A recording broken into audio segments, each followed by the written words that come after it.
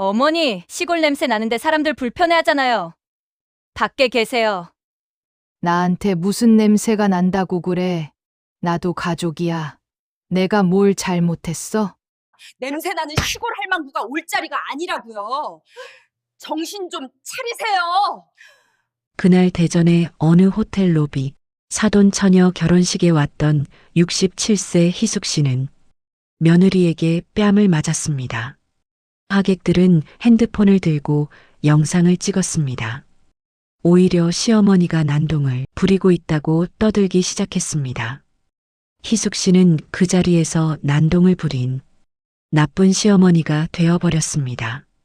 그런데 사람들은 몰랐습니다. 시골 냄새 난다고 시골 할망구라며 불리며 무시당했던 그 여자. 초라한 옷 속에 숨겨진 진실을요. 이야기 시작 전에 구독과 좋아요 부탁드립니다. 그리고 어디에서 듣고 계신지 댓글 한번 남겨주세요. 반갑게 인사드리겠습니다. 대전에 있는 호텔 로비는 눈부셨습니다. 대리석 바닥이 거울처럼 빛나고 천장의 샹들리에에서는 수천 개의 크리스탈이 반짝이고 있었어요.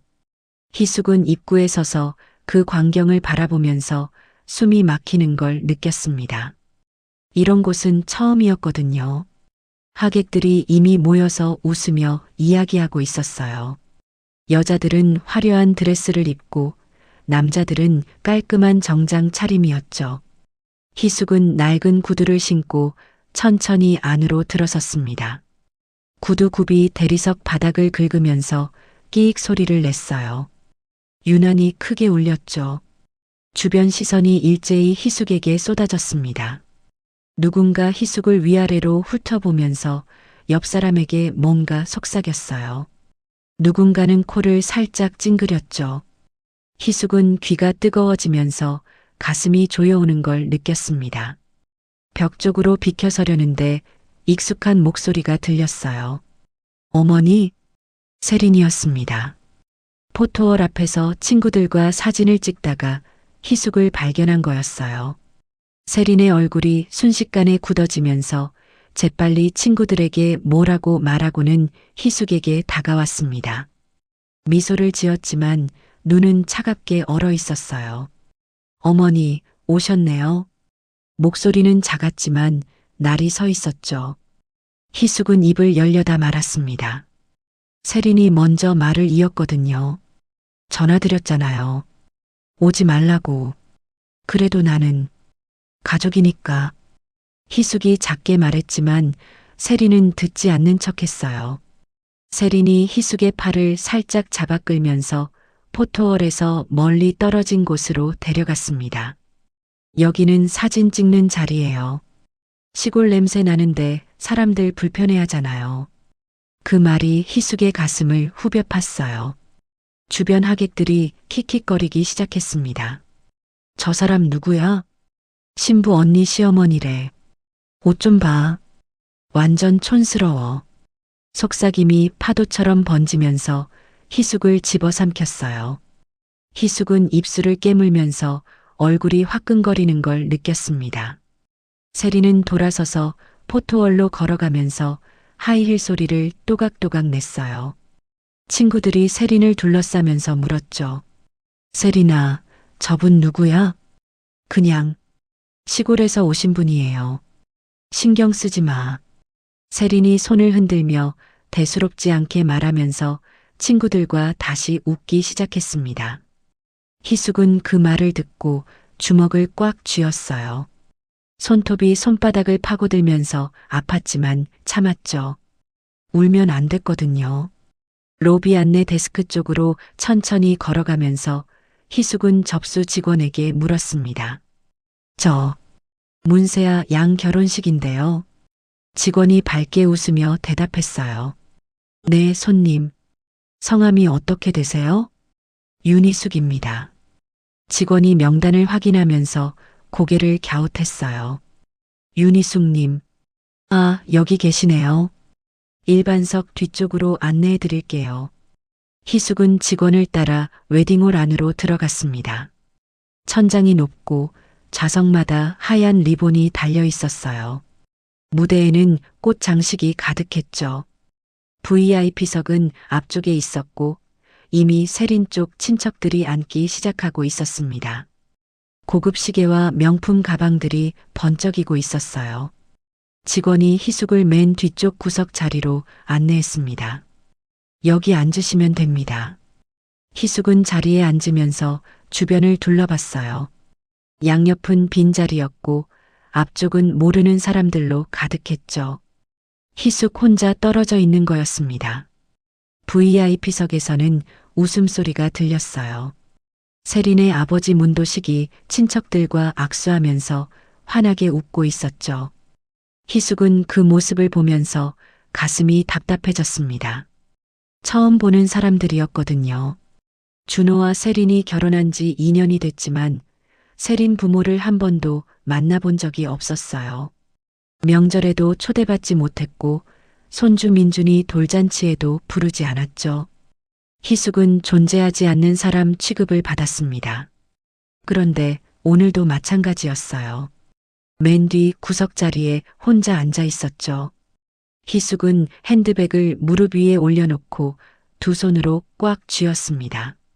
냄새라는 단어가 귓가에서 맴돌면서 희숙의 가슴을 짓눌렀어요. 포토월에서 플래시가 계속 터지고 있었습니다. 사람들이 웃으며 사진을 찍고 있었어요. 행복한 얼굴들이었죠. 희숙만 빼고요. 희숙은 그 광경을 멍하니 바라보면서 쓴웃음을 지었습니다. 축복의 자리라더니 희숙에게는 축복이 아니라 모욕의 무대였어요. 음악이 흘러나오기 시작했습니다. 하객들이 자리에 앉으면서 웅성거리는 소리가 작아졌죠. 희숙은 천천히 숨을 고르면서 오늘 하루만 버티자고 다짐했습니다. 그냥 조용히 앉아 있다가 식이 끝나면 나가면 됐어요. 아무도 희숙을 신경 쓰지 않을 거였죠. 그날 아침 6시 핸드폰이 울렸습니다. 희숙은 부엌에서 김치를 썰다가 손을 닦으며 전화를 받았어요. 며느리 세린이었습니다. 이른 시간에 무슨 일인가 싶어 서둘러 받았죠. 여보세요, 세린아. 세린의 목소리가 차갑게 흘러나왔어요. 어머니, 오늘 오지 마세요. 희숙은 손에 쥔 칼을 도마 위에 내려놓았습니다. 무슨 소리야? 오늘 내 동생 결혼식인데. 그러니까 오지 말라는 거예요. 세린은 멈추지 않았습니다. 목소리에 독이 섞여 있었어요. 사람들 많은 데서 시골 냄새 나면 어쩌려고요? 우리 집안 망신이에요. 그냥 집에 계세요. 희숙은 전화를 쥔 손이 떨렸습니다. 냄새, 망신. 그 단어들이 귀를 때리면서 가슴을 후벼 팠어요. 입술을 깨물었지만 목소리는 나오지 않았죠. 준호 오빠도 같은 생각이에요. 어머니 오시면 곤란하대요. 우리 친정 사람들이 다 오는데 시골 할망구 데리고 다닐 순 없잖아요. 희숙의 손이 부들부들 떨리기 시작했습니다. 준호도, 아들도 같은 생각이라고요. 숨이 막혔어요. 세린아, 그래도 나는. 어머니, 제발 좀 알아서 하세요. 오시면 저희만 피곤해져요. 끊을게요. 뚝. 전화가 끊어졌습니다. 희숙은 핸드폰을 든 채 그대로 서 있었어요. 부엌은 조용했습니다. 도마 위에 썰다 만 김치가 놓여 있었죠. 냄새라는 단어가 귓가에서 맴돌면서 희숙의 가슴을 짓눌렀어요. 희숙은 천천히 의자에 앉았습니다. 다리에 힘이 풀렸거든요. 탁자 위에는 버스 시간표가 놓여 있었어요. 어젯밤에 미리 프린트해 둔 거였습니다. 7시 반 차를 타면 대전에 10시쯤 도착할 수 있었죠. 준호와 세린이 결혼한 지 2년이 됐습니다. 처음부터 희숙을 무시했어요. 결혼식 날도 희숙을 구석 자리에 앉혔죠. 하객 중에 희숙을 소개하지도 않았습니다. 희숙은 참았어요. 며느리가 부잣집 딸이니까 조심해야 한다고 생각했거든요. 명절에도 희숙을 초대하지 않았습니다. 준호는 전화로 미안하다고만 했어요. 세린 쪽 가족들이 많이 모여서 어머니 오시면 불편할 것 같다고 했죠. 희숙은 또 참았습니다. 아들이 처가에서 잘 지내야 한다고 생각했거든요. 그런데 오늘은 세린 동생 결혼식이었어요. 일주일 전에 세린이 전화했을 때는 오라고 했습니다. 형식적으로라도 시어머니를 초대하는 게 예의니까요. 희숙은 기뻤어요. 드디어 며느리 가족들과 인사할 기회라고 생각했죠. 그런데 지금 오지 말래요. 냄새 난대요. 망신이래요. 희숙은 손등을 들어 냄새를 맡아봤습니다. 특별한 냄새는 나지 않았어요. 아침에 샤워했고 깨끗한 옷을 입었죠. 하지만 세린 눈에는 희숙 자체가 냄새였나 봐요. 시골에서 온 가난한 시어머니. 그게 냄새였습니다. 희숙은 시간표를 집어들었어요. 접었다 폈다를 반복하면서 손끝이 저려왔습니다. 가지 말까 생각했어요. 세린 말대로 그냥 집에 있을까? 준호도 원하지 않는다는데. 하지만 그 순간 희숙의 가슴 속에서 뭔가 끌어올랐습니다. 분노였어요. 2년 동안 참아왔습니다. 무시당해도 참았고 명절에 못 가도 참았고 손주 태어났는데 못 보게 해도 참았어요. 그런데 이제는 결혼식에 오지도 말래요.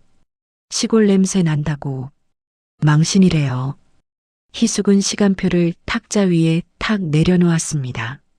손이 떨리는 게 아니라 주먹이 쥐어지기 시작했어요. 이를 악물었죠. 좋아. 내가 냄새가 나? 내가 망신이야? 희숙은 일어났습니다. 옷장을 열었어요. 제일 나은 옷을 꺼냈습니다. 어두운 베이지색 재킷이었죠. 10년도 더 된 옷이었지만 깨끗하게 다려뒀어요. 거울 앞에 섰습니다. 옷을 입으면서 희숙은 자신의 모습을 바라봤어요. 촌스러웠습니다. 손등은 거칠었고 얼굴엔 주름이 깊게 패여 있었죠. 시장에서 일하며 햇볕에 그을린 피부는 검게 변해 있었어요. 하지만 희숙은 이 모습이 부끄럽지 않았습니다.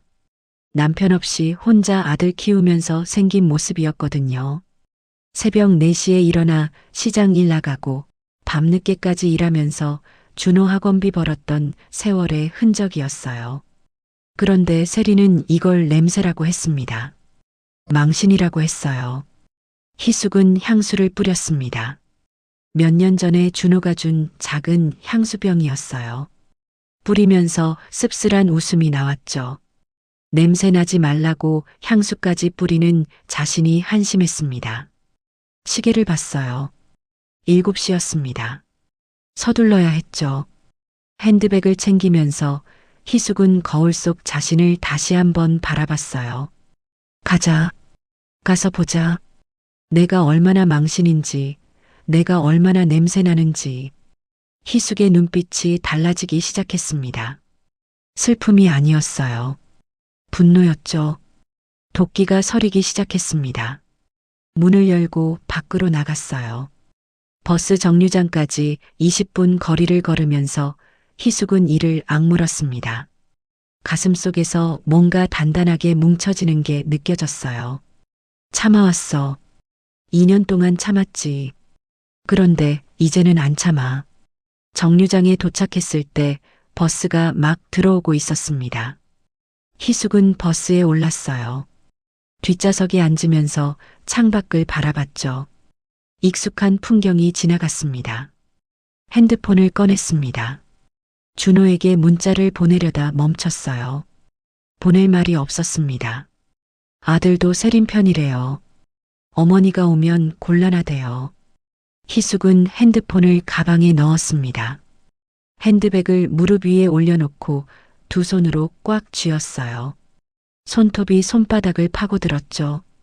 버스가 고속도로에 진입했습니다. 희숙은 창밖을 보면서 생각했어요. 오지 말래? 좋아. 갈 거야. 가서 똑똑히 보여줄 거야. 가슴 속에서 도끼가 차올랐습니다. 슬픔이 분노로 바뀌었고 분노가 도끼로 변하고 있었어요. 버스 안은 조용했습니다. 희숙은 창밖을 바라보면서 논밭이 지나가는 걸 멍하니 지켜봤어요. 작은 마을들이 스쳐갔죠. 평생 살아온 풍경이었습니다. 핸드폰을 꺼내서 세린과의 통화 기록을 봤어요. 오전 6시 2분, 통화 시간 3분. 그 짧은 시간 동안 희숙의 가슴에 못이 박혔죠. 희숙은 세린 프로필 사진을 봤습니다. 하얗고 예쁜 얼굴이 명품 가방을 들고 활짝 웃고 있었어요. 그 웃음이 지금은 비웃음처럼 보였죠. 냄새난데. 시골 할망구래. 희숙은 핸드폰을 꽉 쥐면서 화면이 흔들리는 걸 봤습니다. 준호 사진도 떠올렸어요. 며칠 전에 찍었던 가족 사진이었죠. 준호, 세린, 그리고 2살배기 손주 민준이가 함께 찍은 사진이었습니다. 희숙은 그 사진에 없었어요. 가족 사진인데 희숙만 빠져 있었죠. 세린이 찍을 때 희숙을 부르지 않았거든요. 나중에 준호가 보내주면서 미안하다고만 했습니다. 나는 가족이 아닌가 봐. 쓴 웃음이 나오면서 희숙은 핸드폰을 가방에 넣었어요. 보고 싶지 않았거든요. 버스가 휴게소에 정차했습니다. 사람들이 우르르 내렸고 희숙도 따라 내려서 화장실을 다녀왔어요. 거울을 보면서 희숙은 자신의 모습에 한숨을 쉬었습니다. 거울 속 희숙은 초라했어요. 베이지색 재킷은 색이 발에 있었고 바지는 구김이 가 있었죠. 얼굴은 피곤해 보였습니다.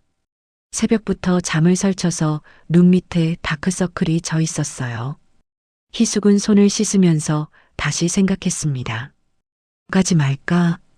그냥 돌아갈까? 마음이 흔들렸어요. 세린 말이 맞는지도 몰랐죠. 희숙이 가면 정말 망신일지도 몰랐습니다. 그런데 그 순간 옆에서 젊은 여자 둘이 대화하는 소리가 들렸어요. 언니, 오늘 결혼식 가는 거야? 응. 남편 사촌 결혼식인데 시어머니가 꼭 오래. 가족이라고. 시어머니 좋으시네. 우리 시어머니는 집안 행사마다 나만 빼. 진짜? 그럼 서운하겠다. 완전 서운하지. 나도 가족인데. 희숙은 그 대화를 들으면서 가슴이 쿵 내려앉았습니다. 나도 가족인데. 그 말이 희숙의 마음을 찔렀어요. 맞아. 나도 가족이야. 희숙은 거울 속 자신을 다시 봤습니다. 초라했지만 그래도 준호의 어머니였어요. 세린의 시어머니였고 민준이의 할머니였죠. 가족이었습니다. 가자. 가족인데 왜 못 가? 다시 좌석에 앉으면서 희숙은 핸드백을 열어 손거울을 꺼냈습니다. 작은 거울이었어요. 얼굴을 비춰보면서 립스틱을 발랐죠. 낡은 립스틱이었지만 바르니까 조금은 나아 보였습니다. 희숙은 머리를 매만지면서 단정하게 정돈했어요. 냄새 난다고 했지. 좋아. 안 나게 해주지. 가방에서 향수를 또 꺼내서 손목에 한 번 더 뿌렸습니다. 목에도 뿌렸어요. 향기가 퍼졌죠. 버스가 다시 출발했습니다. 대전역에 도착했어요. 희숙은 버스에서 내리면서 심호흡을 했습니다. 역 광장은 사람들로 북적였어요. 다들 바쁘게 움직이고 있었죠. 희숙은 지도 앱을 켜서 솔빛 컨벤션까지의 거리를 확인했습니다. 15분 거리였어요. 택시를 탈까 버스를 탈까 망설였죠. 택시비가 아까웠지만 버스를 타면 옷이 구겨질 것 같았습니다. 결국 버스를 탔어요. 돈을 아껴야 했거든요. 창가 자리에 앉아서 조심스럽게 앉으면서 재킷이 구겨지지 않게 신경 썼습니다. 버스가 대전 시내를 지나가면서 높은 건물들이 보였어요. 백화점도 보였고 고급 음식점들도 보였죠. 희숙이 사는 시골과는 완전히 다른 세상이었습니다. 여기가 세린이 사는 세상이구나. 희숙은 창밖을 보면서 생각했어요. 세린은 이런 곳에서 태어나 자랐습니다.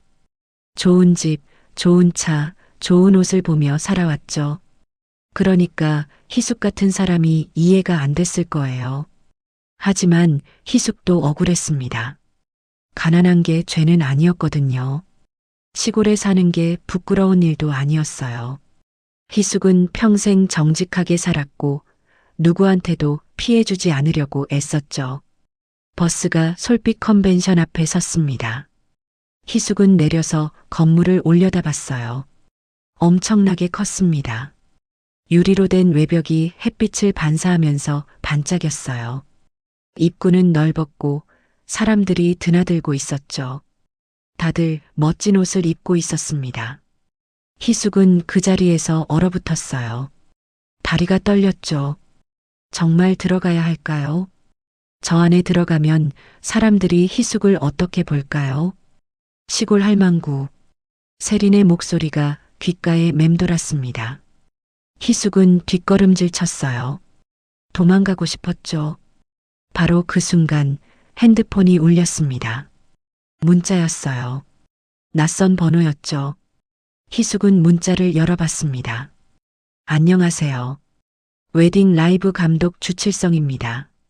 준호 씨한테 연락받고 문자 드려요. 혼자 계시지 마시고 힘드시면 저한테 말씀하세요. 도와드릴게요. 희숙은 문자를 읽고 또 읽었습니다. 준호가 부탁했나 봐요. 어머니 혼자 있을까봐 누군가에게 연락한 거였죠. 준호가 그래도 나를 생각하긴 하는구나. 희숙의 눈에 눈물이 맺혔지만 흘리지 않았어요. 울면 화장이 지워질 테니까요. 희숙은 문자를 다시 봤습니다. 혼자 있지 말래요. 도와준대요. 좋아. 가자. 희숙은 핸드폰을 가방에 넣고 숨을 깊게 들이쉬었습니다.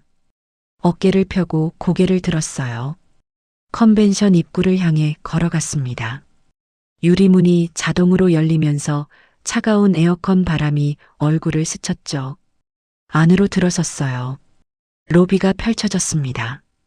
대리석 바닥 거대한 샹들리에 꽃장식들이 화려하게 놓여 있었어요. 희숙은 그 순간 확실히 알았습니다. 여기는 내 세상이 아니야. 하지만 희숙은 멈추지 않았어요. 계속 걸었죠. 그래도 갈 거야. 누가 뭐래도. 희숙의 눈빛이 달라졌어요. 두려움이 아니었습니다. 희숙은 맨 뒤 구석 자리에 앉아서 핸드백을 무릎 위에 올려놓았습니다. 두 손으로 꽉 쥐면서 숨을 고르려 했어요. 하지만 가슴이 계속 두근거렸죠. 양옆은 빈 자리였습니다. 아무도 희숙 옆에 앉지 않았어요. 마치 희숙 주변에 보이지 않는 선이 그어진 것처럼요. 앞쪽 좌석에는 하객들이 계속 앉고 있었습니다. 세린 쪽 친척들이 대부분이었어요. 화려한 옷차림에 비싼 액세서리를 하고 있었죠. 여자들은 명품 가방을 들고 있었고 남자들은 고급 시계를 차고 있었습니다. 희숙은 자신의 낡은 핸드백을 내려다봤어요. 15년 전에 산 가방이었습니다. 가죽이 벗겨지고 손잡이가 닳아 있었어요. 희숙은 가방을 무릎 아래로 숨기듯이 내려놓았습니다. 앞쪽에서 누군가 뒤를 돌아보면서 희숙을 봤어요. 그리고 옆 사람에게 뭔가 속삭였죠. 두 사람이 동시에 희숙을 흘끔거렸습니다. 희숙은 고개를 숙였어요. 시선이 부담스러웠거든요. VIP석에서는 문도식이 친척들과 악수하면서 환하게 웃고 있었습니다. 세린의 어머니도 옆에 앉아서 우아하게 미소 짓고 있었어요. 희숙은 그들을 보면서 가슴이 답답해졌습니다. 저 사람들이 희숙의 사돈이었어요. 하지만 한 번도 만난 적이 없었죠. 준호와 세린이 결혼할 때도 희숙은 초대받지 못했습니다. 세린이 조촐하게 하겠다고 해서 가족만 했다고 했어요. 하지만 나중에 알고 보니 100명이 넘는 하객이 왔었죠. 희숙만 빠진 거였습니다.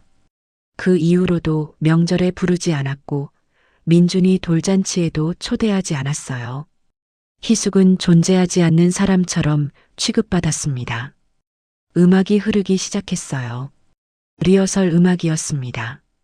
스태프들이 분주하게 움직이면서 조명을 점검하고 음향을 확인하고 있었어요. 무대 옆에서 카메라를 조정하는 남자가 보였습니다. 40 후반쯤 돼 보이는 남자였어요. 작업복을 입고 삼각대를 끌고 있었죠. 주칠성이었습니다. 주칠성은 카메라를 세팅하다가 뒤쪽을 돌아봤어요. 희숙과 눈이 마주쳤습니다. 주칠성이 잠시 희숙을 보더니 작게 고개를 끄덕였어요. 희숙도 고개를 끄덕였습니다. 문자를 보내준 사람이었어요. 준호가 부탁한 사람이었죠. 주칠성은 카메라 세팅을 마치고 희숙 쪽으로 천천히 걸어왔습니다. 희숙 옆 빈자리에 잠시 앉으면서 작은 목소리로 말했어요. 이모님 괜찮으세요? 희숙은 고개를 끄덕였습니다. 하지만 괜찮지 않았어요. 주칠성이 물 한 병을 건네면서 말했습니다. 한 모금 드세요. 목 마르시겠어요. 희숙은 물을 받아서 마셨어요. 타들어가던 목이 조금 나아졌습니다. 주칠성이 낮게 말했어요. 이모님, 사람들 시선 신경 쓰지 마세요. 여기선 옷이 사람을 평가하는 게 아니에요. 희숙은 주칠성을 봤습니다. 주칠성이 작게 웃으면서 이어 말했죠. 저도 15년 동안 이런 결혼식 수백 번 찍었어요. 비싼 옷 입고 비싼 말투 쓰는 사람들 많이 봤죠. 근데 알아요? 제일 품격 있는 사람은 따로 있더라고요. 누구요? 조용히 있는 사람이요. 남 무시하지 않는 사람이요. 희숙은 그 말을 듣고 입꼬리가 살짝 올라갔어요. 주칠성이 일어서면서 말했습니다. 이모님, 힘드시면 언제든지 저한테 오세요. 카메라 옆에 있을게요.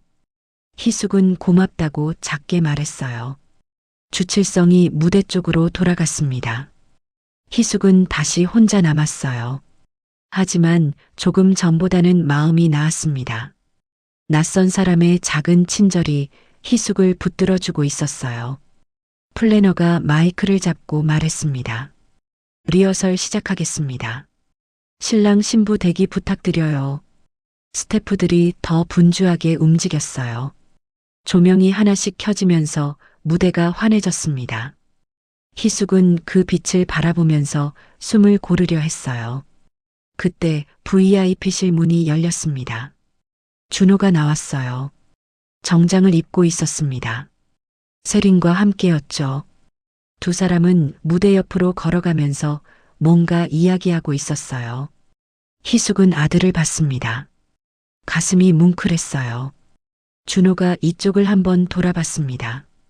희숙는 몸을 살짝 앞으로 기울였어요. 준호가 알아보길 바랐죠. 하지만 준호의 시선은 희숙을 스쳐 지나갔습니다. 뒤쪽이 너무 어두워서 안 보였나 봐요. 아니면 보고도 모른 척한 걸까요? 준호는 고개를 돌려서 세린과 다시 이야기를 나눴습니다. 희숙은 천천히 몸을 뒤로 기댔어요. 가슴이 아팠습니다. 아들이 어머니를 보지 않았어요. 아니, 보지 못했거나 보지 않으려 한 거였죠. 희숙은 손으로 가슴을 눌렀습니다. 숨이 막히는 것 같았거든요. 앞쪽에서 또 누군가 뒤를 돌아보면서 희숙을 봤어요. 세린 친척 여자였습니다. 옆 사람에게 뭔가 속삭이면서 킥킥 웃었죠. 희숙은 그 웃음을 들으면서 주먹을 꽉 쥐었습니다. 손톱이 손바닥을 파고들었어요. 아팠지만 참았죠. 참아. 조금만 더 참아. 플래너가 다시 외쳤습니다. 10분 후에 본식 시작합니다. 하객들이 자리를 정리하면서 앉기 시작했어요. 희숙도 자세를 바로 했습니다. 그런데 희숙 앞자리에 앉은 남자가 뒤를 돌아보면서 말했어요. 저기요, 혹시 뒤에 사람 계세요? 희숙은 깜짝 놀라서 대답했습니다. 네. 아니, 의자 좀 뒤로 젖혀도 될까 싶어서요. 남자는 희숙을 제대로 보지도 않고 그냥 의자를 뒤로 젖혔어요. 희숙의 무릎에 닿을 뻔했죠. 희숙은 황급히 다리를 오므렸습니다. 남자는 신경도 쓰지 않았어요. 희숙은 작아진 공간에 몸을 웅크리고 앉았습니다. 불편했지만 아무 말도 하지 못했어요. 음악이 다시 흘러나왔습니다. 본식이 시작되기 전 플래너가 안내 방송을 했습니다. 잠시 후 본식 시작하겠습니다. 포토월에서 단체 사진 촬영 있으시니 참여하실 분들은 로비로 나와주세요. 하객들이 자리에서 일어나 로비로 나가기 시작했어요. 희숙도 화장실에 가려고 조용히 일어났습니다. 맨 뒤쪽 문으로 나가서 복도를 걸었어요. 화장실 표지판을 따라가는데 로비 쪽에서 웃음소리가 들렸습니다. 희숙은 로비를 지나가야 화장실에 갈 수 있었어요. 조심스럽게 로비로 들어섰습니다. 포토월 앞에 하객들이 모여서 사진을 찍고 있었어요. 세린이 한가운데 서서 친구들과 활짝 웃고 있었죠. 플래시가 계속 터졌습니다. 희숙은 벽을 따라 조용히 지나가려 했어요. 사람들 눈에 띄지 않게요. 그런데 세린이 희숙을 발견했습니다.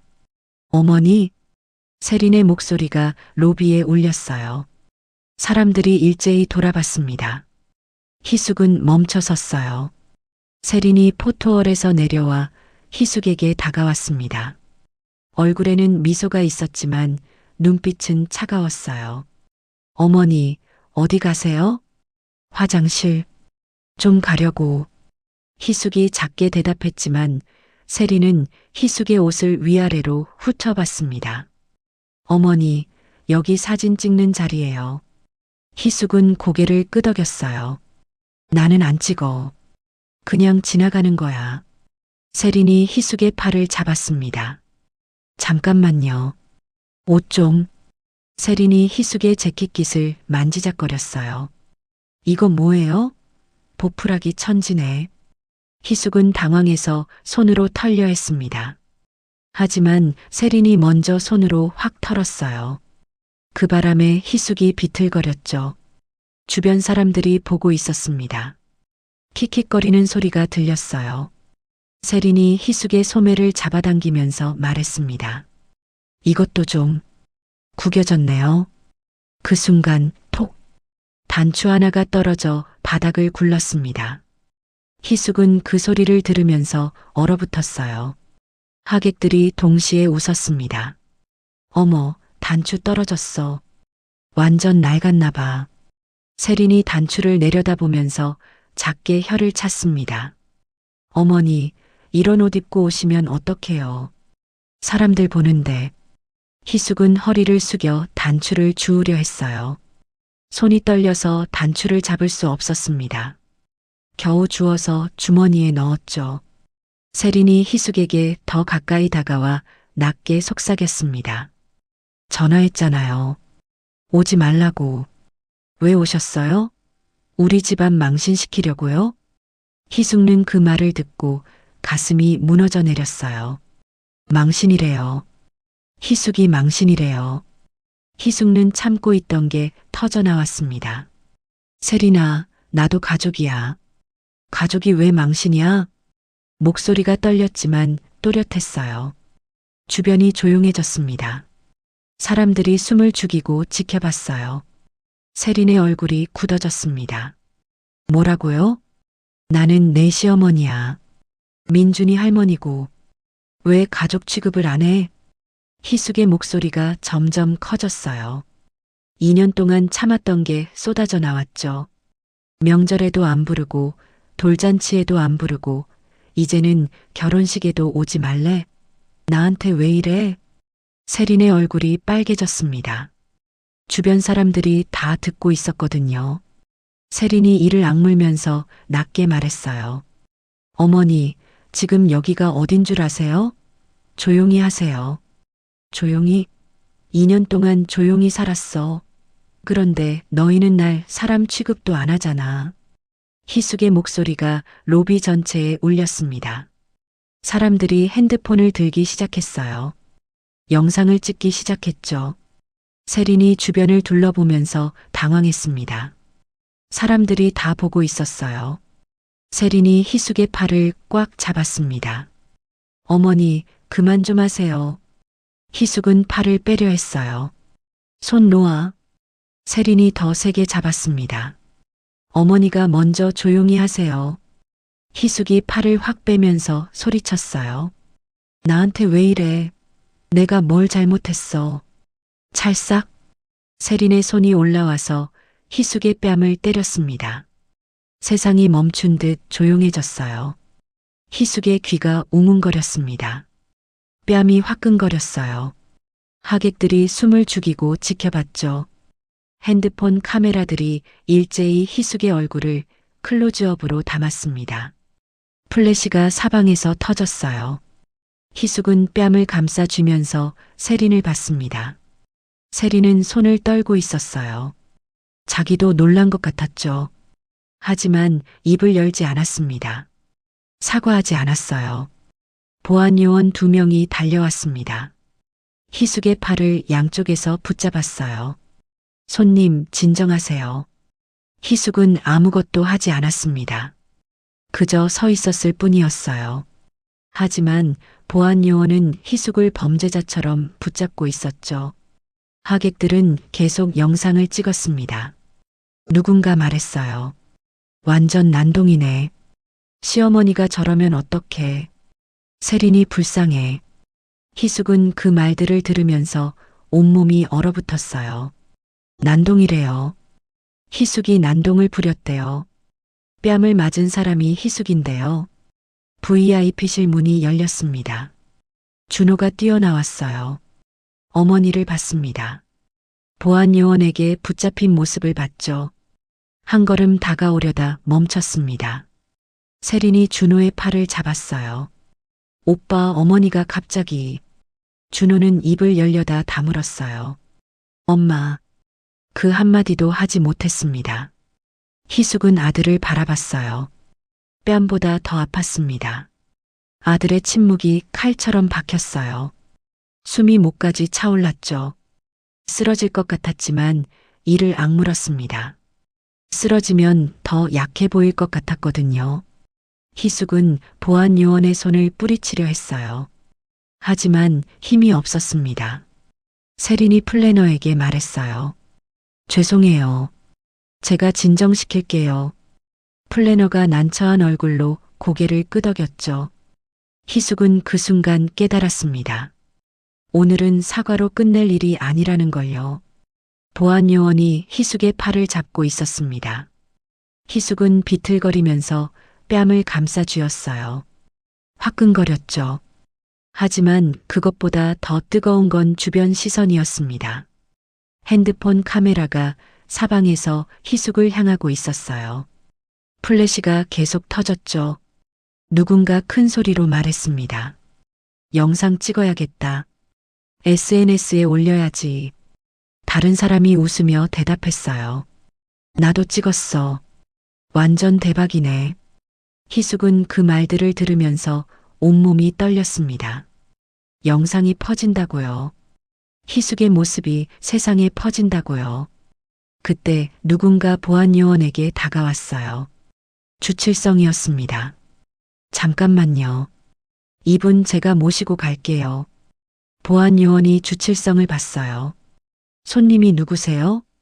웨딩 라이브 감독입니다. 이분은 신부 형부 어머니세요. 제가 책임지고 모시고 갈게요. 주칠성이 희숙의 팔을 조심스럽게 잡았습니다. 보안요원이 손을 놓으면서 주칠성에게 말했어요. 조용히 좀 해주세요. 주칠성이 고개를 끄덕이고는 희숙을 복도 쪽으로 데려갔습니다. 사람들의 시선에서 벗어나면서 희숙은 다리에 힘이 풀렸어요. 주칠성이 희숙을 벽 옆에 앉혔습니다. 이모님 괜찮으세요? 희숙은 고개를 저었어요. 괜찮지 않았거든요. 뺨이 아팠고 가슴이 찢어지는 것 같았죠. 주칠성이 가방에서 물티슈를 꺼내 희숙에게 건넸습니다. 얼굴 좀 닦으세요. 희숙은 물티슈를 받아서 뺨을 닦았어요. 차가운 느낌이 화끈거림을 조금 가라앉혔죠. 주칠성이 낮게 말했습니다. 이모님, 여기 공기가 이상해요. 뭔가 준비된 것 같아요. 희숙은 주칠성을 봤어요. 무슨 뜻이에요? 잘 모르겠어요. 근데 느낌이 안 좋아요. 15년 동안 결혼식 찍었는데 오늘처럼 이상한 날은 처음이에요. 희숙은 뭐라고 대답할 수 없었습니다. 주칠성이 일어서면서 말했어요. 이모님, 여기서 잠깐 쉬세요. 제가 물 가져올게요. 주칠성이 복도 끝으로 사라졌습니다. 희숙은 혼자 남아서 벽에 기댔어요. 그때 복도 모퉁이에서 목소리가 들렸어요. 남자들이 수군거리는 소리였습니다. 희숙은 귀를 기울였어요. 야, 찍었어? 당연하지. 영상 완벽하게 나왔어. 좋아. 이거면 끝이야. 희숙은 몸을 일으켜 세우고 조심스럽게 모퉁이로 다가갔습니다. 벽 뒤에 숨어서 엿들었어요. 세린 친척 남자 셋이 핸드폰을 보면서 웃고 있었습니다. 한 명이 말했어요. 찍어. 폭행만 나오면 우리가 이겨. 다른 남자가 핸드폰 화면을 보여주면서 말했습니다. 봐봐. 여기 뺨 맞는 장면 완벽하게 나왔어. 세 번째 남자가 킥킥거리면서 말했어요. 근데 저 할머니가 먼저 소리 지른 거 맞지? 영상에 나와? 첫 번째 남자가 고개를 끄덕였습니다. 당연하지. 할머니가 먼저 고함 지르고 세린이가 방어하려다 손이 나간 거로 보이게 편집할 수 있어. 희숙은 숨이 막혔어요. 편집이라고요. 두 번째 남자가 단톡방을 열어 보이면서 말했습니다. 제목은 시골 시어머니 결혼식장 난동 사건으로 할까? 세 번째 남자가 웃으며 말했어요. 완벽하네. 이거 SNS에 올리면 조회수 대박 나겠다. 첫 번째 남자가 주변을 둘러보고는 낮게 말했습니다. 야, 조심해. 아직 본식 안 끝났어. 일단 영상만 잘 보관해뒀다가 나중에 도식이 형님한테 드리면 돼. 희숙의 온몸이 얼어붙었습니다. 문도식에게 준다고요. 이게 계획이었구나. 희숙을 자극해서 소리 지르게 만들고 세린이 뺨을 때리고 그걸 영상으로 찍어서 희숙을 가해자로 만드는 거였어요. 두 번째 남자가 말했습니다. 형님 말로는 이거 가지고 연 끊으신대. 저런 시어머니랑은 더 이상 가족으로 못 지낸다고. 세 번째 남자가 고개를 끄덕이면서 말했어요. 당연하지. 저런 사람이 우리 집안에 있으면 망신이야. 희숙은 벽에 등을 기댔습니다. 다리에 힘이 풀렸어요. 연을 끊는다고요. 가족이 아니래요. 망신이래요. 이 모든 게 계획이었습니다. 희숙을 몰아내기 위한 계획이었어요. 남자들이 계속 말했습니다. 이제 슬슬 들어가자. 본식 시작한대. 그래. 영상은 내가 잘 보관할게. 나중에 단톡방에 공유하자. 남자들이 복도를 걸어서 홀 쪽으로 사라졌어요. 희숙은 그 자리에 주저앉았습니다. 손이 떨렸어요. 온몸이 떨렸죠. 화가 났습니다. 분노가 끓어올랐어요. 계획적으로 희숙을 함정에 빠뜨렸다는 게 믿어지지 않았죠. 그때 주칠성이 물을 들고 돌아왔습니다. 희숙이 바닥에 주저앉아 있는 걸 보고 놀랐어요. 이모님, 괜찮으세요? 주칠성이 희숙을 부축해서 일으켜 세웠습니다. 희숙은 주칠성을 봤어요. 입술을 떨면서 말했습니다. 저 사람들이 계획한 거래요. 네, 날 몰아내려고 일부러 화나게 만든 거래요. 영상 찍어서 날 나쁜 사람으로 만들려고. 희숙의 목소리가 떨렸지만 또렷했어요. 주칠성의 얼굴이 굳어졌습니다. 그게 무슨... 다 들었어요. 저 사람들이 영상 편집해서 내가 먼저 난동 부린 것처럼 만들 거래요. 주칠성이 잠시 생각하더니 고개를 끄덕였습니다. 그래서 오늘 공기가 이상했구나. 이모님 괜찮아요. 저도 다 찍었어요. 뭐요? 제 카메라요. 라이브 송출용 카메라는 로비도 비춰요. 전부 다 녹화됐을 거예요. 희숙은 주칠성을 봤습니다. 주칠성이 작게 웃으면서 말했어요. 이모님, 진실은 기록이 말해요. 편집된 영상이 아니라 원본 영상이 진실을 말하죠. 희숙의 눈에 희망이 보이기 시작했습니다. 원본이 있다고요. 진실을 보여줄 수 있다고요. 주칠성이 희숙의 어깨를 토닥이면서 말했습니다. 이모님, 조금만 더 버티세요. 본식 끝나고 제가 도와드릴게요. 희숙은 고개를 끄덕였어요. 가슴속에서 도끼가 다시 타오르기 시작했습니다. 이번에는 슬픔이 아니었어요. 분노였죠. 그리고 희숙은 결심했습니다. 더 이상 당하고만 있지 않겠다고요. 진실을 밝히겠다고요. 주칠성이 희숙을 홀 안으로 데려갔습니다. 맨 뒤 구석자리로 돌아왔어요. 희숙은 자리에 앉으면서 뺨을 만졌습니다. 아직도 화끈거렸죠. 주칠성이 낮게 말했어요. 이모님, 제 카메라 옆에만 계세요. 제가 지켜볼게요. 희숙은 고개를 끄덕이면서 주칠성이 무대 옆으로 가는 걸 지켜봤습니다. 주칠성은 카메라를 점검하면서 모니터를 확인했어요. 플래너가 마이크를 잡고 말했습니다. 본식 시작하겠습니다. 모두 자리에 앉아주세요. 하객들이 홀 안으로 들어와서 자리에 앉기 시작했어요. 희숙 앞자리에 앉은 사람들이 뒤를 돌아보면서 희숙을 힐끔거렸습니다. 수군거리는 소리가 들렸어요. 아까 그 사람이네. 뺨 맞은 거 봤어? 완전 난동이었어. 희숙은 고개를 숙였습니다. 손으로 핸드백을 꽉 쥐면서 이를 악물었어요. 참아야 했거든요. 음악이 흐르기 시작했습니다. 신부 입장 음악이었어요. 문이 열리면서 세아가 아버지 문도식의 팔을 잡고 들어왔습니다. 하얀 드레스가 조명을 받아 반짝였어요. 하객들이 박수를 쳤죠. 희숙도 조용히 박수를 쳤습니다. 세아는 예뻤어요. 세림보다 더 순해 보였죠. 신부가 무대 위로 올라가서 신랑과 마주 섰습니다. 주례가 단 위에 올라가서 마이크를 잡았어요. 오늘 이 아름다운 자리에 주례 말씀이 시작됐습니다.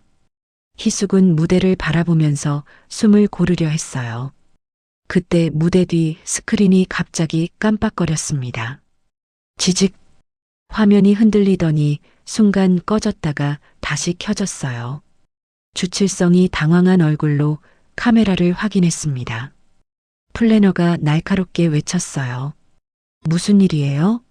지금 라이브 송출 중이라고요. 스태프들이 허둥지둥 장비를 점검하기 시작했습니다. 케이블을 확인하고 컴퓨터를 재부팅하고 송출 장비를 만지작거렸어요. 희숙은 그 모습을 보면서 불안해졌습니다. 뭔가 또 잘못되고 있었거든요. 주례가 당황한 얼굴로 말을 멈췄어요. 하객들이 웅성거리기 시작했죠. 무슨 일이야? 송출이 끊긴 건가? 플래너가 기술팀에게 소리쳤습니다. 빨리 확인해요. 온라인으로 보는 사람들 있다고요. 기술팀 직원이 컴퓨터를 들여다보면서 고개를 갸웃했어요. 이상한데요. 송출 프로그램이 강제 종료됐어요. 플래너가 다가가서 물었습니다. 왜요? 뭐가 문제예요? 잘 모르겠는데 외부 장치가 연결됐다가 빠진 것 같아요. 그 말을 듣고 세린 친척 남자 하나가 큰 소리로 말했습니다. 외부 장치요? 누가 뭘 꽂았다는 거예요? 기술팀 직원이 로그를 확인하면서 대답했어요. USB 같은 거요. 몇 분 전에 연결됐다가 빠졌네요. 플래너가 주변을 둘러보면서 소리쳤습니다. 누가 USB 같은 거 꽂았어요? 스태프들이 서로 얼굴을 쳐다봤지만 아무도 대답하지 않았어요. 그때 세린 친척 남자가 희숙을 가리키면서 말했습니다. 저기요. 아까 저 사람 가방에서 USB 떨어진 거 봤어요. 주변 시선이 일제히 희숙에게 쏠렸습니다. 희숙은 깜짝 놀라서 고개를 들었어요. 네. 남자가 희숙에게 다가오면서 큰 소리로 말했습니다. 아까 로비에서 가방 떨어뜨렸잖아요. 그때 USB 떨어진 거 봤어요. 희숙은 황당해서 말했어요. 그건 제 거 아닌데요. 하지만 남자는 들은 척도 하지 않고 플래너에게 말했습니다. 확인해봐요. 분명 그 사람 USB일 거예요. 플래너가 난처한 얼굴로 희숙에게 다가왔어요. 손님, 혹시 USB 가지고 계세요? 희숙은 고개를 저었습니다. 없어요. 저 그런 거 안 가져왔어요. 남자가 비웃듯이 말했어요. 그럼 왜 아까 USB가 떨어졌어요? 여기 사람들 다 봤어요. 주변 사람들이 고개를 끄덕이면서 수군거렸습니다. 맞아. 나도 봤어. USB 떨어진 거 맞아. 희숙은 억울해서 소리쳤어요. 그건 제 거 아니에요. 누가 제 가방에 넣은 거예요. 남자가 팔짱을 끼면서 말했습니다. 증거 있어요? 누가 넣었다는 증거? 희숙은 말문이 막혔어요. 증거가 없었거든요. 주칠성이 다가와서 말했습니다. 잠깐만요. 이건 좀 이상한데요. 왜 하필 송출 장애가 생긴 타이밍에 USB 이야기가 나와요? 남자가 주칠성을 봤어요. 그러게요. 이상하죠. 그래서 의심되는 거 아니에요? 플래너가 한숨을 쉬면서 말했습니다. 일단 송출부터 복구하고 이야기해요. 주례님, 계속 진행해 주세요. 주례가 다시 마이크를 잡고 말씀을 이었습니다. 하지만 희숙은 그 말이 귀에 들어오지 않았어요. 온몸이 떨렸거든요. 또 함정이었습니다. USB를 희숙 가방에 몰래 넣어두고 송출 장애가 생기면 희숙을 범인으로 몰아가려는 계획이었어요. 희숙은 주먹을 꽉 쥐었습니다. 손톱이 손바닥을 파고들면서 아팠지만 참았어요. 화가 났죠. 분노가 끓어올랐습니다. 이 사람들은 희숙을 완전히 망가뜨리려 하고 있었어요.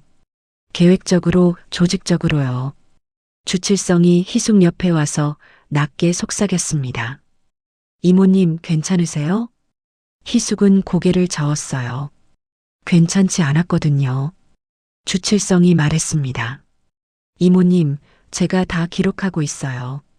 저 사람들이 뭘 하는지 다 보고 있어요. 조금만 더 버티세요. 희숙은 주칠성을 봤습니다. 주칠성의 눈빛이 진지했어요. 희숙은 고개를 끄덕이면서 숨을 깊게 들이쉬었습니다. 본식이 계속 진행되고 있었습니다. 신랑 신부가 서약을 하고 있었어요. 하객들은 조용히 앉아서 무대를 바라봤죠. 하지만 희숙은 무대가 보이지 않았습니다. 앞사람들의 머리에 가려져서요. 희숙은 구석에 웅크리고 앉아서 손만 꽉 쥐고 있었어요. 그때 솔빛 컨벤션 3층 관제실에서는 다른 일이 벌어지고 있었습니다. 모니터 여러 대가 켜져 있었어요. CCTV 화면들이 실시간으로 웨딩홀 곳곳을 비추고 있었죠. 한 남자가 의자에 앉아서 모니터를 지켜보고 있었습니다. 40대 중반쯤 돼 보이는 남자였어요. 깔끔한 검은색 정장을 입고 금태 안경을 쓰고 있었죠. 박현수였습니다. 은하호텔그룹 비서실장이었어요. 박현수는 모니터 하나를 확대해서 봤습니다. 희숙이 구석자리에 앉아 있는 모습이 보였어요. 박현수는 그 모습을 보면서 눈살을 찌푸렸습니다. 옆에 서 있던 직원이 물었어요. 실장님, 무슨 일 있으세요? 박현수가 모니터를 가리키면서 말했습니다. 저분 누구야? 직원이 화면을 확인하면서 대답했어요. 맨 뒤 자리 손님이요? 명단 확인해 볼게요. 직원이 컴퓨터를 두드리더니 말했습니다. 윤희숙 님이라고 나오네요. 박현수의 눈빛이 변했어요. 윤희숙? 박현수가 핸드폰을 꺼내서 사진 하나를 확인했습니다. 오래된 사진이었어요. 20년도 더 된 사진이었죠. 사진 속 여자와 모니터 속 희숙을 비교하면서 박현수는 조용히 말했습니다. 회장님, 박현수가 다른 모니터들을 확인했어요. 로비 CCTV 녹화 파일을 되돌려 봤습니다. 희숙이 세린에게 뺨 맞는 장면이 나왔어요. 박현수의 얼굴이 굳어졌죠. 직원이 조심스럽게 물었습니다. 실장님, 뭐가 문제인가요? 박현수가 일어서면서 말했어요. 법무팀 연락해. 지금 당장. 네. 무슨. 지금 당장이라고. 박현수의 목소리가 날카로웠습니다. 직원이 황급히 전화를 걸었어요. 박현수는 다시 모니터를 보면서 중얼거렸습니다. 20년 동안 어디 계셨던 거야? 박현수가 핸드폰을 들어 누군가에게 전화를 걸었어요. 한참을 기다렸지만 받지 않았습니다. 박현수는 전화를 끊고 문자를 보냈죠. 회장님, 긴급 상황입니다. 연락 주십시오. 박현수가 모니터를 다시 확인했습니다. 희숙이 고개를 숙이고 앉아 있었어요. 외로워 보였죠. 박현수는 주먹을 꽉 쥐면서 이를 악물었습니다. 한편 웨딩홀에서는 본식이 막바지에 접어들고 있었습니다. 신랑 신부가 절을 하고 있었어요. 하객들이 박수를 쳤죠. 희숙도 조용히 박수를 쳤습니다. 그때 희숙 옆으로 누군가 다가왔어요. 세린 친척 여자였습니다. 저기요. 희숙이 고개를 들었어요. 여자가 희숙을 위아래로 훑어보면서 말했습니다. 화장실이 저쪽인데 아까 길 헤매시는 거 봤어요. 희숙은 뭐라고 대답해야 할지 몰랐어요. 여자가 친절한 척하면서 말을 이었죠. 여기 처음 오셨나 봐요. 시골에서 오시면 이런 데 낯설죠. 주변 사람들이 킥킥거렸습니다. 희숙은 입술을 깨물었어요. 여자가 계속 말했어요. 아까 단추 떨어진 거 안타까웠어요. 여분 옷 챙겨 오셨어요? 희숙은 고개를 저었습니다. 여자가 안 됐다는 듯이 말했죠. 아이고, 그럼 어떡해요. 나중에 사진 찍을 때 단추 없는 거 다 보이는데. 희숙의 손이 재킷 단추 부분으로 갔어요. 정말로 단추가 없었습니다. 빈 구멍이 선명하게 보였죠. 여자가 웃으면서 말했습니다. 그냥 사진 안 찍으시는 게 나을 것 같아요. 창피하시잖아요. 희숙은 아무 말도 하지 못했어요.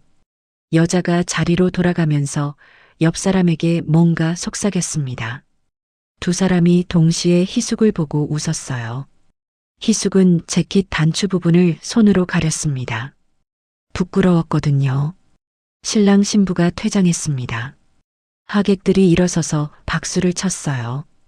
희숙도 일어났지만 박수는 치지 않았습니다. 손으로 재킷을 가리느라 바빴거든요. 플래너가 안내 방송을 했습니다. 잠시 후 피로연이 시작됩니다. 2층 연회장으로 이동해 주세요. 하객들이 우르르 밖으로 나가기 시작했어요. 희숙도 자리에서 일어났습니다. 피로연에 가야 할까 말아야 할까 고민했어요. 주칠성이 다가와서 말했습니다. 이모님, 피로연 가실 거예요? 희숙은 고개를 저었어요. 모르겠어요. 가야 하나? 주칠성이 말했습니다. 이모님 마음대로 하세요. 안 가셔도 돼요. 희숙은 망설였습니다. 가면 또 무시당할 것 같았어요. 모욕당할 것 같았죠. 하지만 안 가면 비겁한 것 같았습니다. 희숙이 입을 열려는데 세린 친척 남자가 지나가면서 말했어요. 아, 그분은 피로연 안 오셔도 돼요. 자리 부족해서요. 희숙은 그 말을 듣고 얼굴이 화끈거렸습니다. 자리가 부족하대요. 희숙만 오지 말래요. 주칠성이 남자를 쳐다봤지만 남자는 이미 가버렸어요. 희숙은 천천히 자리에 다시 앉았습니다. 다리에 힘이 풀렸거든요. 주칠성이 희숙 옆에 앉으면서 말했어요. 이모님 괜찮으세요? 희숙은 고개를 저었습니다. 괜찮지 않았어요. 가슴이 찢어지는 것 같았죠. 주칠성이 낮게 말했습니다. 이모님, 조금만 더 버티세요. 곧 끝나요. 하지만 희숙은 느끼고 있었어요. 한계가 다가오고 있다는 걸요. 희숙은 홀에서 나와 복도를 천천히 걸었습니다. 2층 연회장 표지판을 따라 걸으면서 망설임이 계속됐어요. 정말 피로연에 가야 할까요? 자리가 없다고 했잖아요.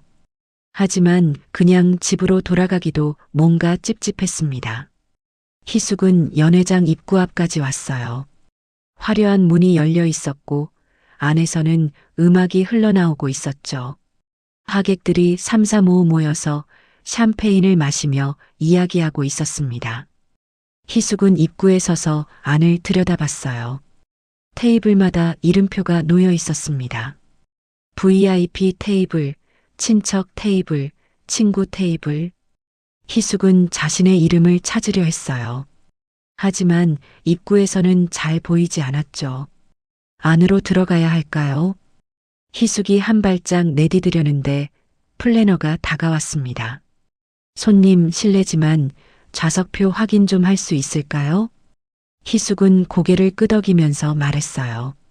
저 윤희숙인데요. 플래너가 태블릿을 확인하면서 이름을 찾았습니다. 한참을 스크롤하더니 고개를 갸웃했어요. 윤희숙님, 잠깐만요. 플래너가 다른 직원을 불렀습니다.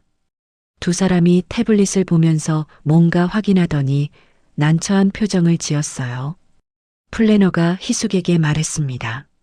죄송한데요, 손님 좌석이 배정이 안 되어 있네요. 희숙의 가슴이 철렁 내려앉았어요. 네, 명단에는 있으신데 좌석 배정이 빠져 있어요. 혼주 측에서 좌석을 안 잡아주신 것 같은데. 플래너가 난처한 얼굴로 주변을 둘러봤습니다. 지금 자리가 다 찼거든요. 잠깐만 기다리시면 추가 좌석 준비해 드릴게요. 희숙은 입술을 깨물었어요. 좌석 배정이 안 됐다고요. 일부러 안 한 거였죠. 희숙을 아예 오지 못하게 하려고요. 플래너가 무전기로 뭔가 말하더니 희숙에게 말했습니다.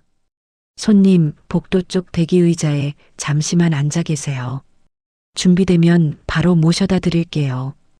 희숙은 고개를 끄덕이고 복도로 나왔어요.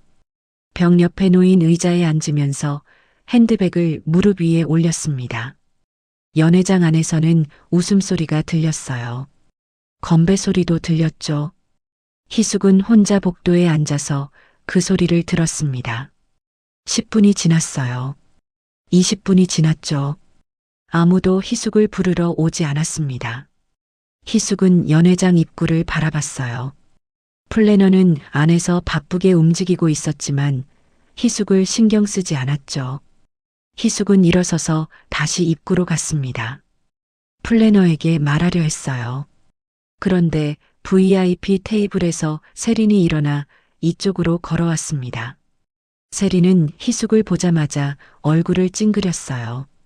어머니, 아직도 여기 계세요? 희숙은 세린을 봤습니다.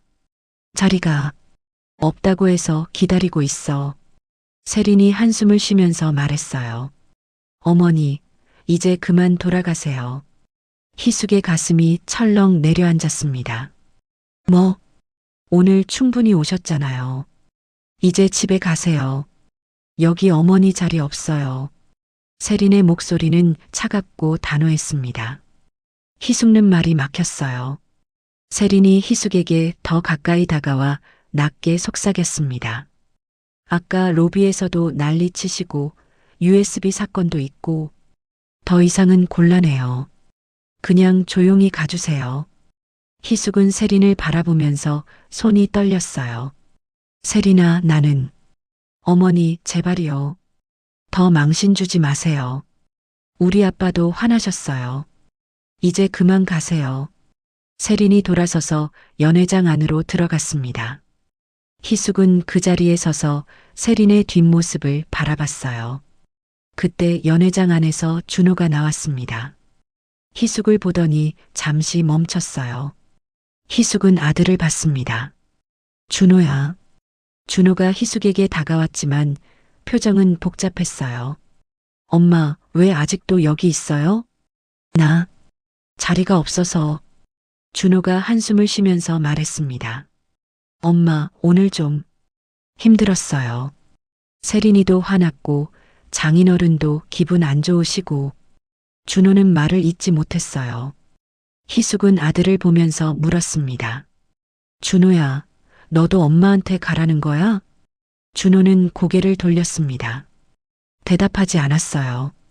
하지만 그 침묵이 대답이었죠. 희숙의 가슴이 무너져 내렸습니다. 준호가 작게 말했어요. 엄마, 미안해요. 오늘은 좀 힘들어요. 그리고 연회장 안으로 들어가 버렸습니다. 희숙은 혼자 복도에 남았어요. 주변이 조용했습니다.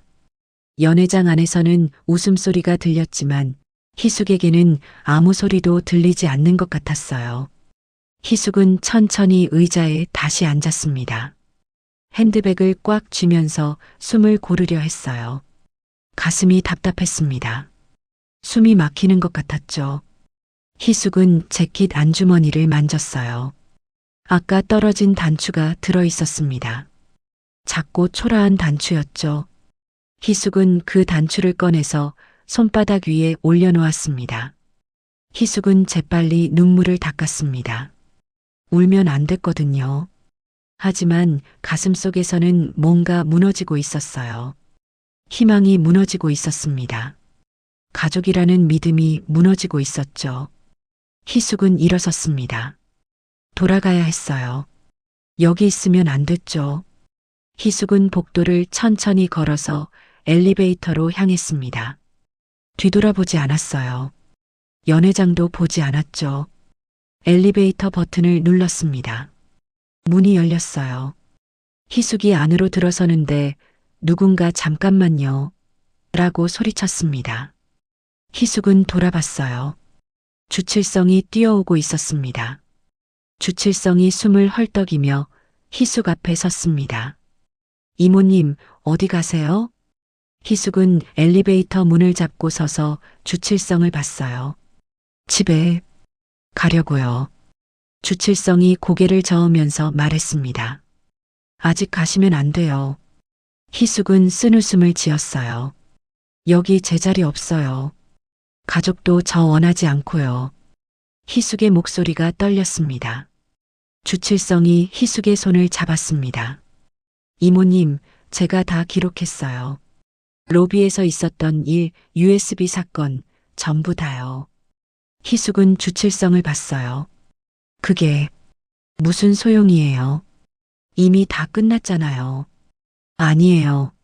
아직 안 끝났어요.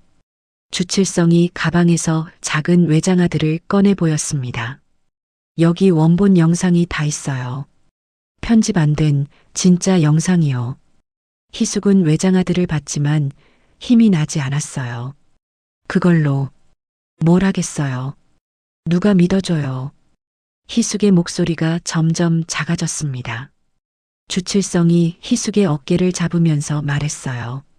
이모님, 포기하지 마세요. 진실은 밝혀져요. 그때 연회장 문이 열리면서 세린 친척 남자들이 나왔습니다. 희숙과 주칠성을 보더니 비웃듯이 웃었어요. 한 명이 큰 소리로 말했습니다. 아, 아직도 안 가셨어요? 다른 남자가 거들었죠. 집요하시네. 여기 자리 없다고 했잖아요. 희숙은 그들을 봤지만 아무 말도 하지 못했어요. 주칠성이 그들을 노려봤습니다. 그만하세요. 너무하잖아요. 남자들이 킥킥거리면서 말했어요. 우리가 뭘 했는데요? 사실을 말한 것뿐인데. 맞아요. 저분이 난동 부린 거 맞잖아요. 영상도 있고. 희숙의 손이 떨렸습니다. 남자들이 계속 말했어요. 그리고 USB 사건도 있고. 송출 방해한 거 맞죠? 완전 민폐였어요. 결혼식 망치려고 왔나? 희숙의 다리에서 힘이 빠지면서 벽에 기댔습니다. 숨이 막히는 것 같았어요. 주칠성이 희숙을 부축하면서 남자들에게 소리쳤습니다. 그만하라고요. 남자들이 손을 흔들며 웃었어요. 알았어요, 알았어. 우리 들어갈게요. 그들이 연회장 안으로 들어가면서 문이 닫혔습니다. 희숙은 벽에 등을 기댄 채 천천히 주저앉았어요. 더 이상 서 있을 힘이 없었거든요. 주칠성이 무릎을 꿇고 희숙 앞에 앉았습니다. 이모님 괜찮으세요? 희숙은 고개를 저었어요. 괜찮지 않았습니다. 가슴이 찢어지는 것 같았고 숨이 막혔고 세상이 무너지는 것 같았어요. 희숙은 더 이상 참을 수 없었거든요. 나는 뭘 잘못한 거예요? 희숙의 목소리가 떨리면서 터져나왔습니다. 가족이고 싶었을 뿐인데 왜 날 이렇게 대해요? 주칠성이 희숙의 손을 잡았어요. 이모님은 아무것도 잘못하지 않으셨어요. 희숙은 고개를 저으면서 울었습니다. 2년 동안 참았어요. 무시당해도 참았고 명절에 못 가도 참았어요. 희숙의 목소리가 점점 커졌습니다. 손주 얼굴도 못 봤어요. 민준이 태어났는데 한 번도 안 보여줬어요. 그래도 참았어요. 며느리가 싫어하니까, 아들이 힘들까봐. 희숙이 두 손으로 얼굴을 가렸습니다. 근데 왜 이렇게까지 해야 돼요? 나를 왜 이렇게 밀어내요? 주칠성이 희숙의 어깨를 토닥였어요. 말없이 함께 있어줬죠. 희숙은 한참을 울었습니다. 2년 동안 참았던 게 쏟아져 나왔어요. 눈물이 멈추지 않았죠. 복도는 조용했습니다. 희숙의 흐느끼는 소리만 들렸어요. 시간이 얼마나 지났을까요? 주칠성이 물티슈를 건넸어요. 희숙은 받아서 얼굴을 닦았습니다. 주칠성이 조용히 말했어요. 이모님, 집에 가시기 전에 한 가지만 들어주세요. 희숙은 주칠성을 봤습니다. 주칠성이 외장하드를 다시 꺼내 보였어요. 이 영상이요, 진실을 보여줘요. 이모님이 먼저 손 쓰신 게 아니라는 걸요. 희숙은 외장하드를 봤지만 고개를 저었습니다. 소용없어요. 아무도 안 믿어줄 거예요. 아니에요. 믿어줄 사람이 있어요. 주칠성이 주변을 둘러보고는 낮게 말했습니다. 아까부터 이상했어요. 관제실에서 계속 연락이 와요. 희숙은 주칠성을 봤어요. 관제실이요? 네. 누군가 이모님 영상을 계속 요청하더라고요. CCTV 원본 파일을 달라고요. 희숙의 눈빛이 흔들렸습니다. 누가요? 잘 모르겠어요. 근데 호텔 쪽 고위직인 것 같아요. 주칠성이 핸드폰을 확인하면서 말했습니다. 방금도 문자 왔어요. 본식 영상 전부 보내달래요. 희숙은 무슨 뜻인지 이해하지 못했어요. 주칠성이 희숙을 보면서 말했습니다. 이모님, 누군가 이모님을 지켜보고 있어요. 그리고 뭔가 준비하고 있는 것 같아요. 희숙의 가슴이 두근거렸습니다. 누군가 지켜보고 있다고요. 그때 엘리베이터가 도착 신호음을 냈어요. 문이 열렸습니다. 검은색 정장을 입은 남자가 나왔어요. 금태 안경을 쓰고 있었죠. 박현수였습니다. 박현수는 복도를 둘러보다가 희숙을 발견했습니다.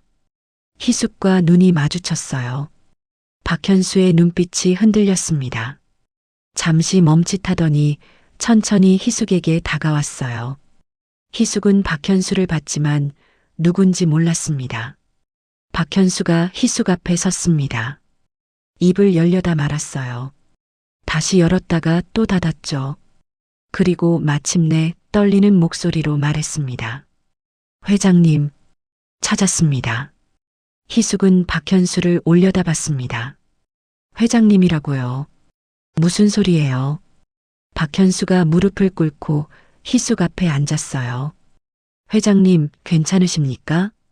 희숙은 고개를 저었습니다. 저, 잘못 보신 것 같은데요. 박현수가 고개를 저으면서 말했어요. 아닙니다. 20년 동안 찾았습니다. 희숙은 박현수를 보면서 당황했습니다.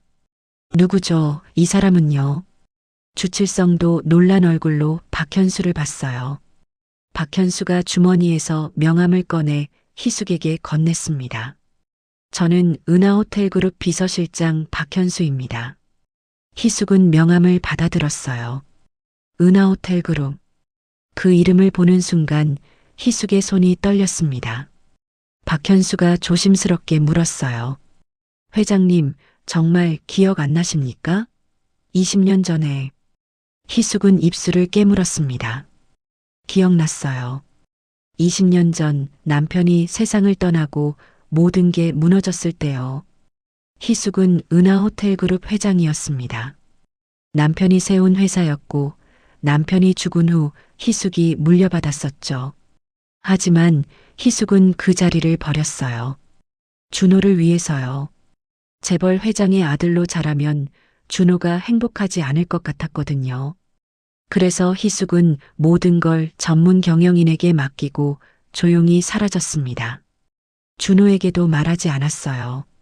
그냥 평범한 어머니로 살고 싶었거든요. 박현수가 희숙의 표정을 보면서 알았습니다.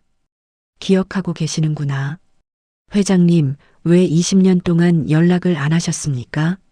박현수의 목소리가 떨렸어요. 희숙은 고개를 저었습니다.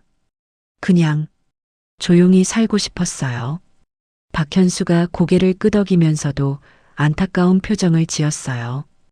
회장님, 그동안 어떻게 지내셨습니까? 연락도 안 되고 찾을 수도 없어서.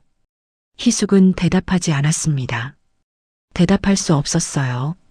그때 연회장 문이 열렸습니다. 세린이 나왔어요. 복도에서 희숙과 박현수를 보더니 얼굴을 찌푸렸죠. 아직도 여기. 세린이 말을 멈췄습니다. 박현수를 봤거든요. 박현수의 얼굴을 보는 순간 세린의 얼굴이 하얗게 질렸어요. 박 실장님?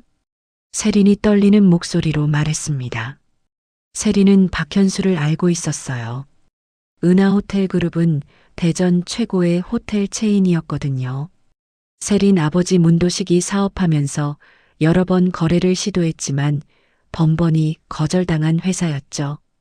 박현수는 그 회사의 비서실장이었습니다. 사실상 2인자였어요. 세린이 다급하게 다가왔습니다. 실장님, 여기 웬일이세요? 박현수가 천천히 일어서서 세린을 봤어요. 표정이 차갑게 굳어져 있었죠. 문세린 씨 맞습니까? 세린이 고개를 끄덕이면서 어색하게 웃었어요. 네, 맞습니다. 아버지가 문도식인데 혹시 저희 아버지 아세요? 박현수는 대답하지 않았습니다. 대신 희숙을 돌아보면서 말했어요. 회장님, 일어나시죠. 제가 모시겠습니다. 세린의 얼굴이 굳어졌어요. 회장님이라고요. 저 시골 할머니를요. 세린이 웃으면서 말했습니다. 실장님, 무슨 농담을. 박현수가 세린을 쳐다봤습니다. 눈빛이 얼음처럼 차가웠어요. 농담 아닙니다. 이분은 은하호텔그룹 회장님이십니다. 세린의 머릿속이 하얗게 변했어요. 연회장 안에서 문도식이 나왔습니다. 세린이 너무 오래 나가 있어서 찾으러 온 거였어요. 세린아, 왜 이렇게. 문도식이 박현수를 봤습니다. 얼굴이 순식간에 굳어졌어요. 박 실장님? 문도식이 황급히 다가와서 허리를 굽혔습니다. 실장님, 여기 웬일이십니까? 저희 딸 결혼식에 와주셔서 영광입니다. 박현수가 문도식을 봤어요. 문도식 씨 맞습니까? 문도식이 고개를 끄덕이면서 명함을 꺼냈습니다. 네, 맞습니다. 도식건설 대표 문도식입니다. 언제 한번 뵙고 싶었는데.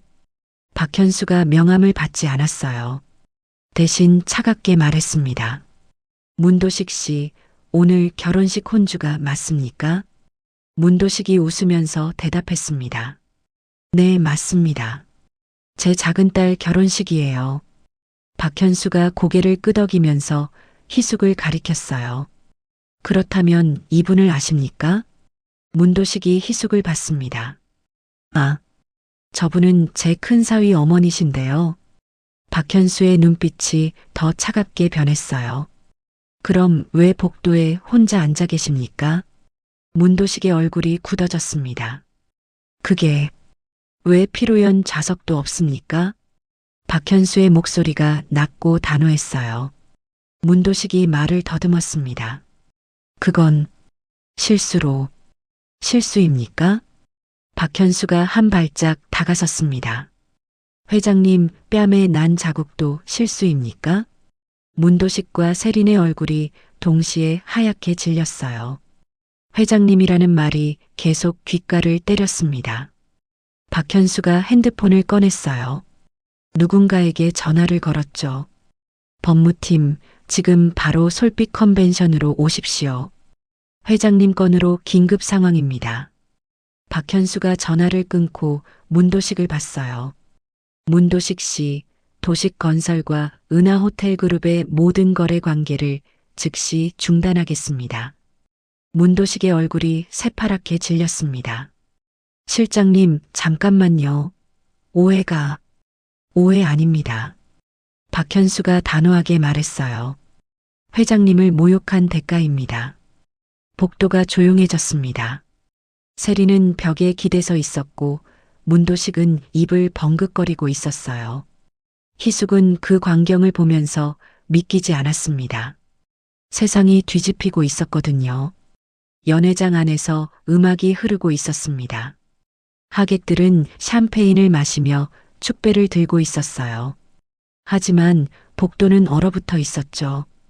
박현수가 희숙을 부축해서 일으켰습니다. 회장님, 안으로 들어가시죠. 희숙은 고개를 저었어요. 아니에요. 저는 그냥.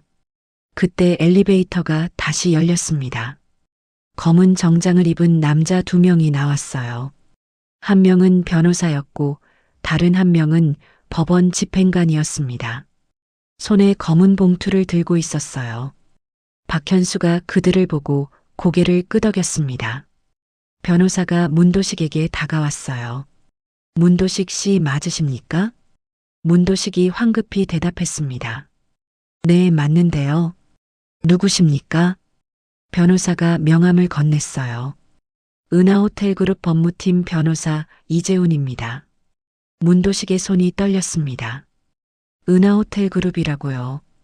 법원 집행관이 앞으로 나서면서 검은 봉투를 내밀었어요. 법원에서 나왔습니다. 특별 송달입니다. 문도식의 얼굴이 하얗게 질렸습니다. 특별 송달이요? 무슨? 집행관이 담담하게 말했어요. 수령하시겠습니까?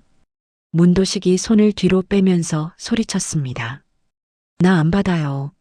무슨 송달이에요? 집행관은 표정 하나 변하지 않았어요. 수령 거부 확인했습니다. 특별 송달 절차로 진행합니다. 변호사가 서류를 꺼내 펼쳐 보였습니다. 가압류 집행 접수건입니다. 송달 완료로 처리됩니다. 문도식이 비틀거렸어요. 가압류요? 무슨 가압류요? 변호사가 서류를 읽기 시작했습니다. 은하호텔그룹과 도식건설 간 대여금 200억 원에 대한 가압류 집행입니다. 문도식의 입이 벌어졌어요. 200억이라고요. 세린도 얼굴이 새하얗게 변했습니다. 아빠, 200억이 뭐예요? 문도식이 말을 더듬었어요. 그게 회사 운영 자금으로 빌렸는데 박현수가 차갑게 말했습니다. 15년 전에 빌려드렸죠. 이자 없이요. 회장님께서 선처해 주신 겁니다. 문도식의 얼굴이 굳어졌어요. 15년 전, 그때 회사가 부도 직전이었을 때, 은행에서도 안 빌려줄 때, 은하호텔그룹에서 200억을 빌려줬었어요. 이자도 없이 상환 기한도 느슨하게요. 문도식은 그게 그냥 좋은 거래처 관계라고 생각했었습니다. 하지만 지금 깨달았어요. 그게 희숙이 해준 거였구나. 변호사가 계속 말했습니다. 오늘 오전 10시부터 채권 회수 절차를 시작했습니다. 법원 접수 완료됐고 지금 이 순간부로 문도식 씨의 모든 법인 계좌가 동결됩니다. 문도식이 핸드폰을 꺼냈어요. 은행 앱을 열었죠. 화면에 빨간 글씨가 떴습니다. 거래 정지 마이너스 가압류 집행. 문도식의 손에서 핸드폰이 떨어질 뻔했어요. 세린이 아버지 팔을 잡으면서 소리쳤습니다. 아빠, 이게 무슨 일이에요? 그때 연회장 안에서 플래너가 급히 뛰어나왔습니다. 혼주님, 큰일 났어요. 문도식이 플래너를 봤어요. 플래너가 숨을 헐떡이면서 말했습니다. 결혼식 잔금 이체가 안 돼요. 법인 계좌가 동결됐대요. 문도식이 비틀거렸습니다. 잔금이 8천만 원이었어요. 지금 못 내면 결혼식이 망하는 거였죠. 플래너가 난처한 얼굴로 말했어요. 어떻게 하시겠어요? 현금으로라도 내셔야 하는데. 문도식이 주머니를 뒤졌지만 현금은 없었습니다. 세린이 핸드백을 뒤졌지만 카드밖에 없었어요. 그것도 문도식 법인 카드였죠. 플래너가 시계를 보면서 말했습니다. 30분 안에 안 내시면 피로연 중단해야 해요. 문도식의 다리에서 힘이 빠졌어요. 벽에 기대면서 입을 벙긋거렸죠. 연회장 안에서 하객들이 하나둘 나오기 시작했습니다. 소란이 들렸거든요. 사람들이 복도에 모여들면서 상황을 지켜봤어요. 법원 집행관, 변호사, 그리고 무너지는 문도식 의료. 누군가 속삭였습니다. 뭐야, 무슨 일이야? 가압류래. 200억. 헐, 대박. 핸드폰이 하나둘 올라가기 시작했어요. 사람들이 영상을 찍기 시작했죠. 아까 희숙을 찍던 그 핸드폰들이었습니다. 하지만 이번에는 문도식을 찍고 있었어요. 세린이 주변을 둘러보면서 당황했습니다. 사람들이 다 보고 있었거든요. 준호가 연회장에서 뛰어나왔어요. 무슨 일이에요? 준호가 어머니를 봤습니다. 박현수 옆에 서 계신 어머니를요. 준호가 다가오려 했지만 박현수가 손을 들어 막았어요. 죄송하지만 지금은 안 됩니다. 준호가 당황해서 말했습니다. 저 제 어머니신데. 박현수가 준호를 쳐다봤어요. 눈빛이 차가웠죠. 알고 있습니다. 하지만 지금은 회장님을 더 이상 방해하지 마십시오. 준호가 얼어붙었어요. 회장님이라는 말이 또 들렸습니다. 희숙은 아들을 봤어요. 준호의 얼굴이 혼란스러워 보였죠. 법원 집행관이 봉투를 바닥에 내려놓았습니다. 특별 송달 완료했습니다. 법적 효력 발생합니다. 그리고 변호사와 함께 엘리베이터로 걸어갔어요. 복도는 조용했습니다. 문도식은 벽에 기댄 채 주저앉았어요. 세리는 아버지 옆에 서서 떨고 있었죠. 하객들은 숨을 죽이고 지켜봤습니다. 희숙은 그 광경을 보면서 가슴이 복잡했어요. 이게 복수일까요? 아니면 정의일까요? 박현수가 희숙에게 낮게 말했습니다. 회장님, 이제 가시죠. 희숙은 고개를 끄덕였어요. 그리고 복도를 걸어서 엘리베이터로 향했습니다. 뒤돌아보지 않았어요. 문도식도 세린도 준호도 보지 않았죠. 그냥 앞으로 걸었습니다. 엘리베이터 문이 열렸어요. 희숙이 안으로 들어갔죠. 박현수도 따라 들어왔습니다. 문이 닫히기 직전 희숙은 복도를 봤어요. 무너진 사람들이 보였습니다. 그리고 문이 완전히 닫혔죠. 엘리베이터 문이 열렸지만 희숙은 나가지 않았어요. 박현수가 물었습니다. 회장님, 괜찮으십니까? 희숙은 고개를 저었어요. 괜찮지 않았습니다. 가슴이 복잡했거든요. 실장님, 이제 어떻게 해야 하죠? 박현수가 희숙을 봤어요. 회장님께서 원하시는 대로 하시면 됩니다. 희숙은 잠시 생각했습니다. 원하는 게 뭘까요? 복수일까요? 아니면 진실일까요? 희숙이 입을 열려는데 뒤에서 목소리가 들렸어요. 잠깐만요. 주칠성이었습니다. 외장하드를 들고 뛰어오고 있었어요.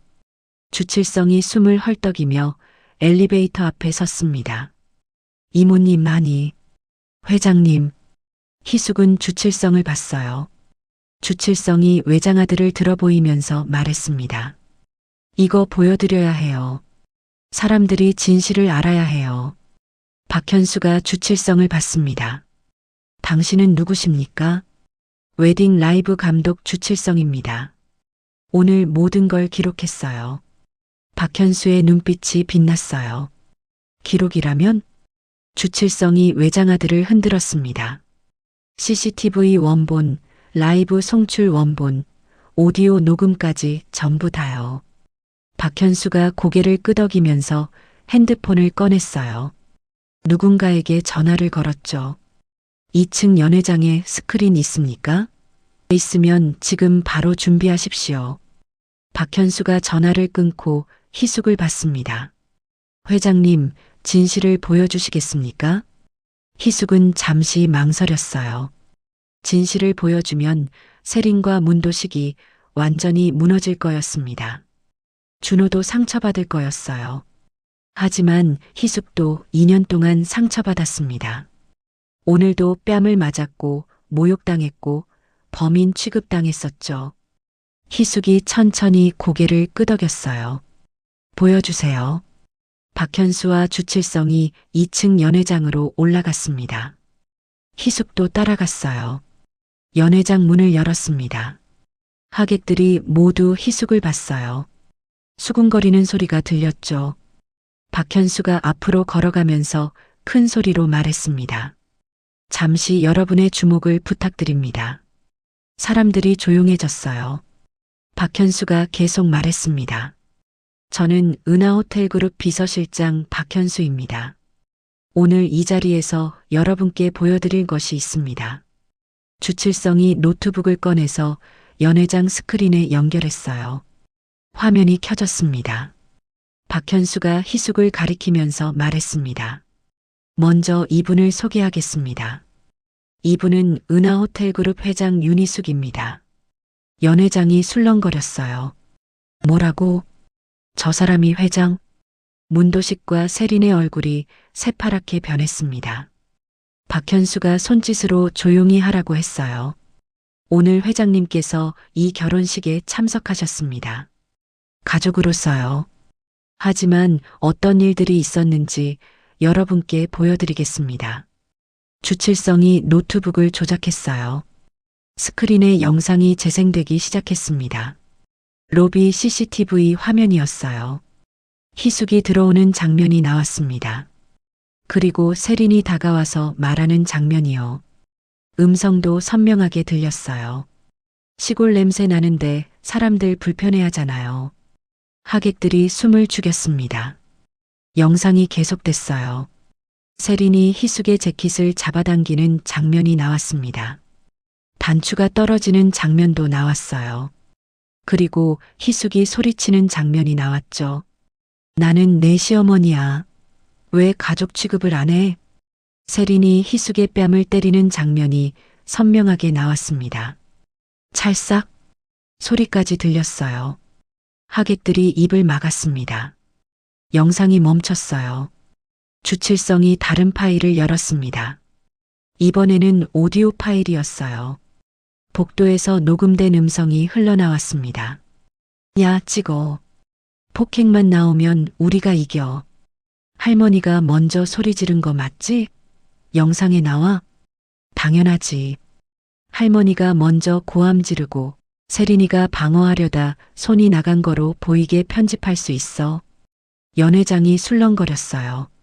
세린 친척들의 목소리였습니다. 누가 누군지 다 알 수 있었어요. 주칠성이 또 다른 영상을 재생했습니다. 복도 CCTV였어요. 세린 친척 남자가 희숙 가방 옆에 USB를 슬쩍 놓는 장면이 나왔습니다. 희숙이 보지 못하는 사이에요. 그리고 나중에 그 남자가 저 사람 가방에서 USB 떨어졌어요. 라고 소리치는 장면이 나왔죠. 하객들이 웅성거렸습니다. 헐, 프레임이었네. 완전 계획적이었어. 너무하는 거 아니야? 세린이 자리에서 일어나려 했지만 다리에 힘이 없었어요. 주저앉았죠. 문도식은 고개를 숙이고 있었습니다. 얼굴을 들 수 없었어요.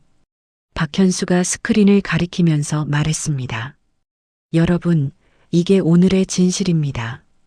회장님은 아무 잘못도 하지 않으셨습니다. 단지 가족으로 참석하셨을 뿐입니다. 박현수가 문도식을 봤어요.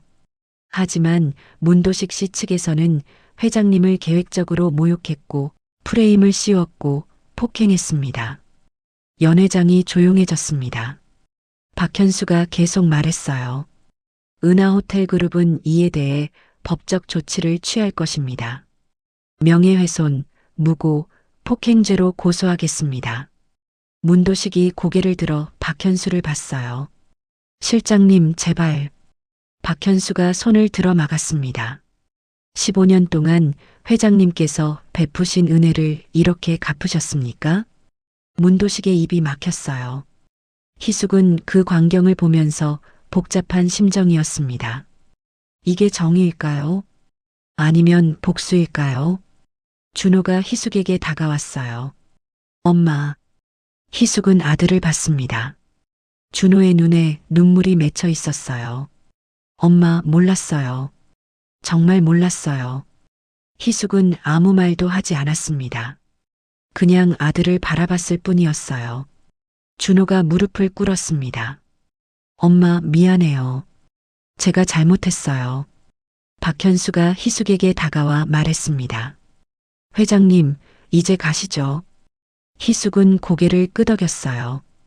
연회장을 나가면서 뒤돌아보지 않았습니다. 희숙은 연회장을 나와서 복도를 걸었습니다. 박현수가 옆에서 함께 걸으면서 핸드폰을 꺼냈어요. 회장님, 후속 조치를 진행하겠습니다. 희숙은 박현수를 봤습니다. 어떤 조치요? 박현수가 화면을 보여줬어요. 도식건설과 관련된 모든 계열사 거래를 72시간 내로 중단합니다. 희숙은 화면을 봤습니다. 도식건설이 거래하는 회사 목록이 쭉 나와 있었어요. 은하호텔그룹 계열사가 대부분이었죠.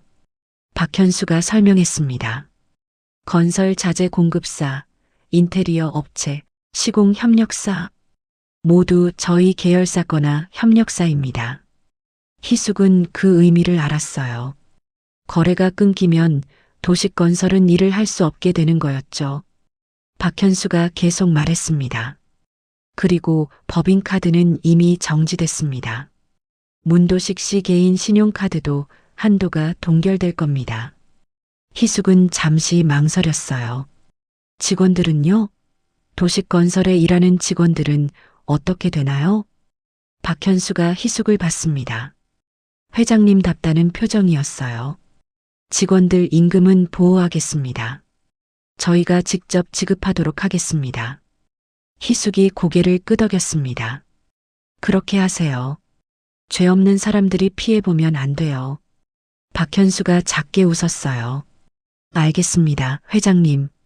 두 사람이 엘리베이터에 탔습니다. 1층으로 내려가면서 박현수가 물었어요. 회장님, 준호 씨는 어떻게 하시겠습니까? 희숙은 잠시 생각했습니다. 준호, 아들이었죠. 하지만 오늘 아들은 어머니를 지키지 못했습니다. 세린 편에 서 있었어요. 희숙이 천천히 말했습니다.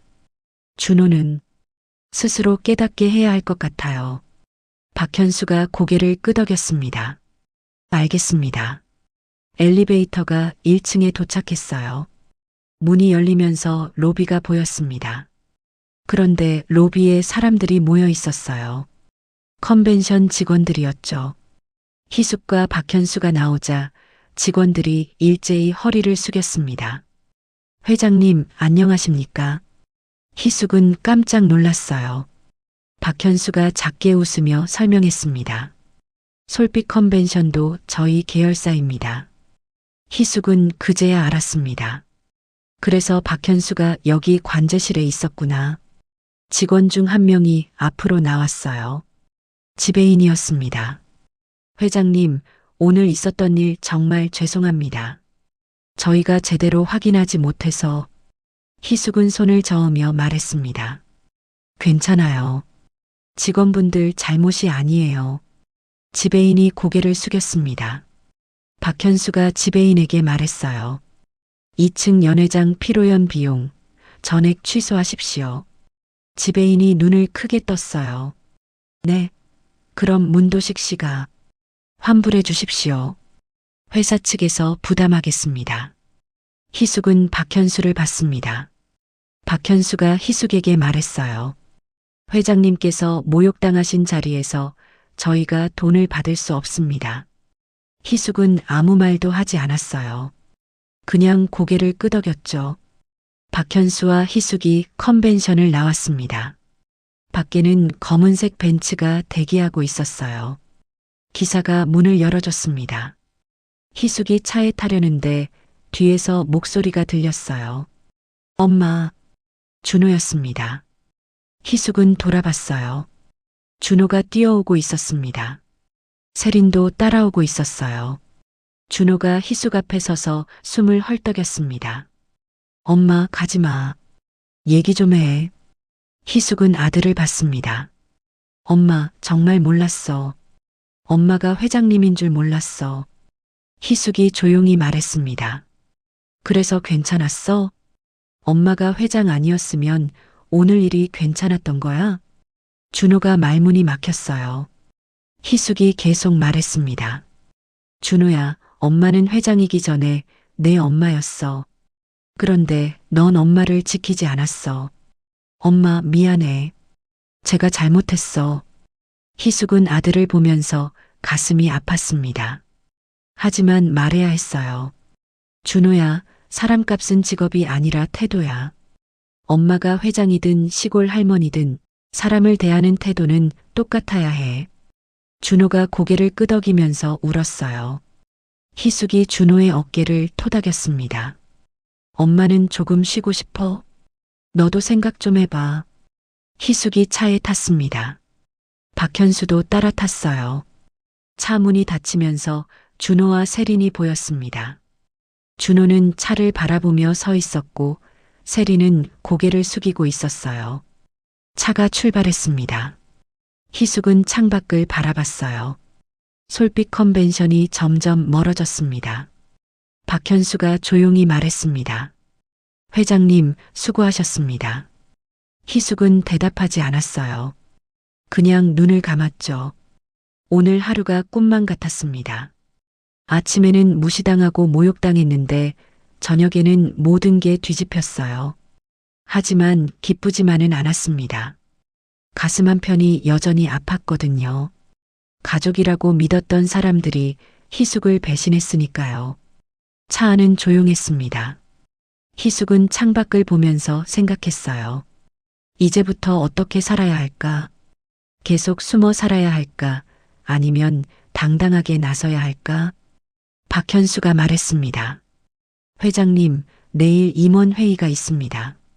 참석하시겠습니까? 희숙은 잠시 생각했어요. 그리고 천천히 고개를 끄덕였습니다. 네, 참석할게요. 박현수가 작게 웃었습니다. 환영합니다, 회장님. 차가 대전 시내를 벗어나 고속도로로 접어들었어요. 희숙은 핸드백에서 단추를 꺼냈습니다. 아까 떨어진 그 작은 단추요. 희숙은 단추를 손바닥에 올려놓고 바라봤어요. 이 작은 단추 하나가 모든 걸 바꿨습니다. 모욕의 상징이 복수의 시작이 됐죠. 희숙은 단추를 다시 핸드백에 넣었습니다. 잊지 않으려고요. 오늘을 잊지 않으려고요. 그리고 다시는 숨어 살지 않겠다고 다짐했습니다. 결혼식이 끝나고 일주일이 지났습니다. 희숙은 은하호텔그룹 본사에 앉아서 창밖을 바라봤어요. 20년 만에 돌아온 회장실이었죠. 책상 위에는 서류들이 쌓여 있었습니다. 박현수가 문을 두드리고 들어왔어요.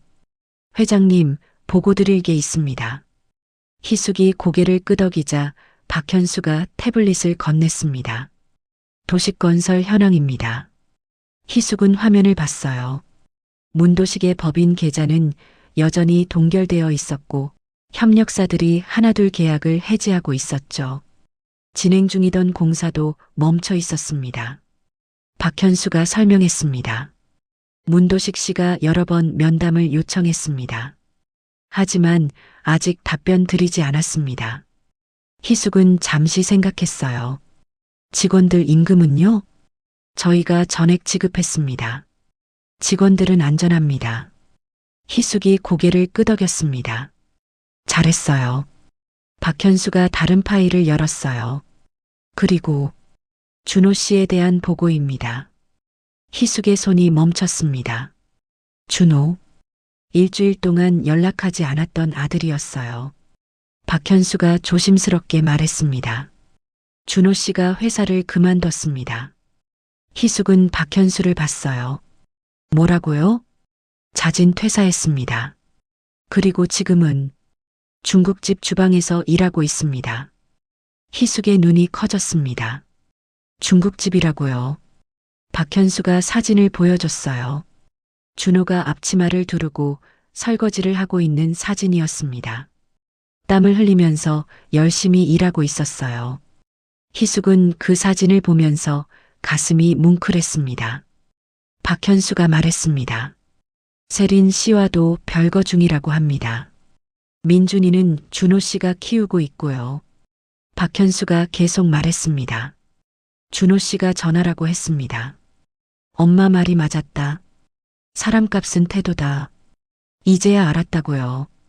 희숙은 창밖을 바라봤습니다. 박현수가 자리에서 일어났어요. 회장님, 천천히 생각하십시오. 준호 씨를 만나실지 말지는 회장님 뜻대로 하시면 됩니다. 박현수가 나가고 희숙은 혼자 남았어요. 사진을 다시 봤습니다. 준호가 설거지하는 모습을요. 희숙은 작게 웃었어요. 그리고 핸드백에서 단추를 꺼냈습니다. 아직도 가지고 다니고 있었던 그 작은 단추요. 희숙은 단추를 손바닥에 올려놓고 생각했습니다. 용서해야 할까요? 아직은 아니었어요. 상처가 너무 깊었거든요. 하지만 언젠가는요. 준호가 진심으로 변했다면 언젠가는요. 3주가 지났습니다. 희숙은 중국집 앞에 서 있었어요. 간판에는 대박 반점이라고 쓰여 있었죠. 희숙은 문을 열고 들어갔습니다. 주방에서 설거지하는 소리가 들렸어요. 홀에는 손님이 몇 명 앉아 있었습니다. 사장님이 희숙을 보고 다가왔어요. 어서 오세요. 몇 분이세요? 저, 준호 씨 보러 왔는데요. 사장님이 웃으며 말했습니다. 아, 준호 어머니시구나. 잠깐만요. 사장님이 주방으로 가서 준호를 불렀어요. 준호가 앞치마를 두른 채 나왔습니다. 어머니를 보는 순간 얼어붙었어요. 엄마.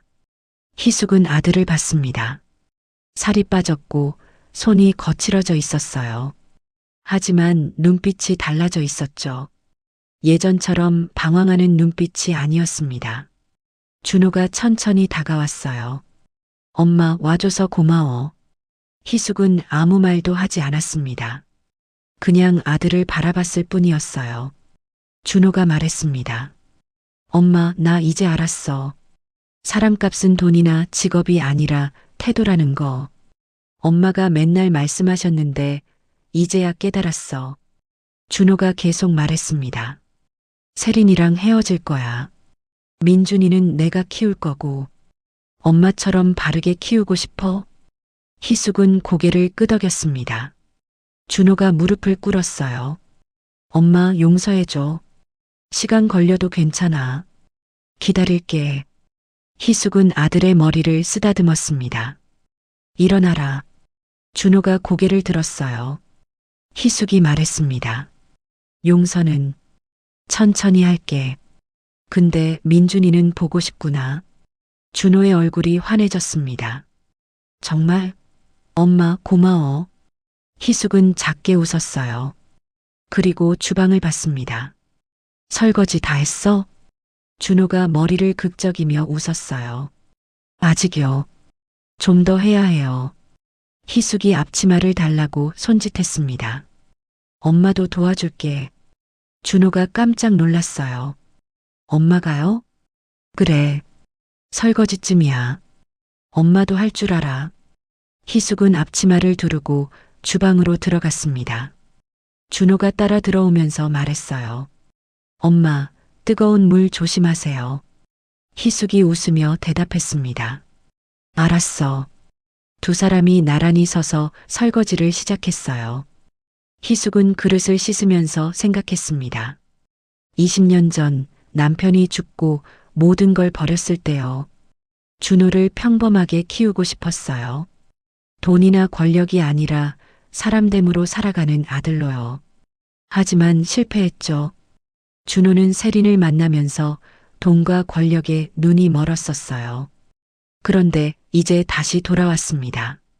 늦었지만 그래도 돌아왔어요. 희숙은 준호를 힐끔 봤습니다. 준호가 열심히 설거지하고 있었어요. 예전에는 상상도 못할 일이었죠. 희숙이 말했습니다. 준호야. 응, 엄마. 사람값은 태도야. 잊지 마. 준호가 고개를 끄덕이며 웃었어요. 네, 엄마. 이제 안 잊을게. 희숙도 웃었습니다. 그리고 다시 설거지에 집중했어요. 핸드백 속에는 아직도 단추가 들어 있었습니다. 그 작은 단추가 모든 걸 바꿨어요. 모욕의 상징이 깨달음의 시작이 됐죠. 희숙은 그 단추를 평생 간직할 거였습니다. 잊지 않으려고요. 그날을 잊지 않으려고요. 그리고 다시는 숨어 살지 않겠다고요. 당당하게, 품격 있게, 사람답게 살겠다고요. 밖에서 햇살이 주방 창문으로 들어왔습니다. 따뜻했어요. 희숙은 그 햇살을 받으며 웃었습니다. 새로운 시작이었어요. 오늘 이야기는 여기까지입니다. 끝까지 함께 해주신 분이 계시다면 잘 들었다고 댓글 하나만 남겨주세요. 그리고 이야기가 가슴에 남으셨다면 가족과 친구, 지인들에게 널리 공유해주세요. 누군가의 인생이 당신의 이야기일지도 모릅니다. 구독, 좋아요는 다음 이야기를 이어가는 큰 힘이 됩니다. 시청해주셔서 감사합니다.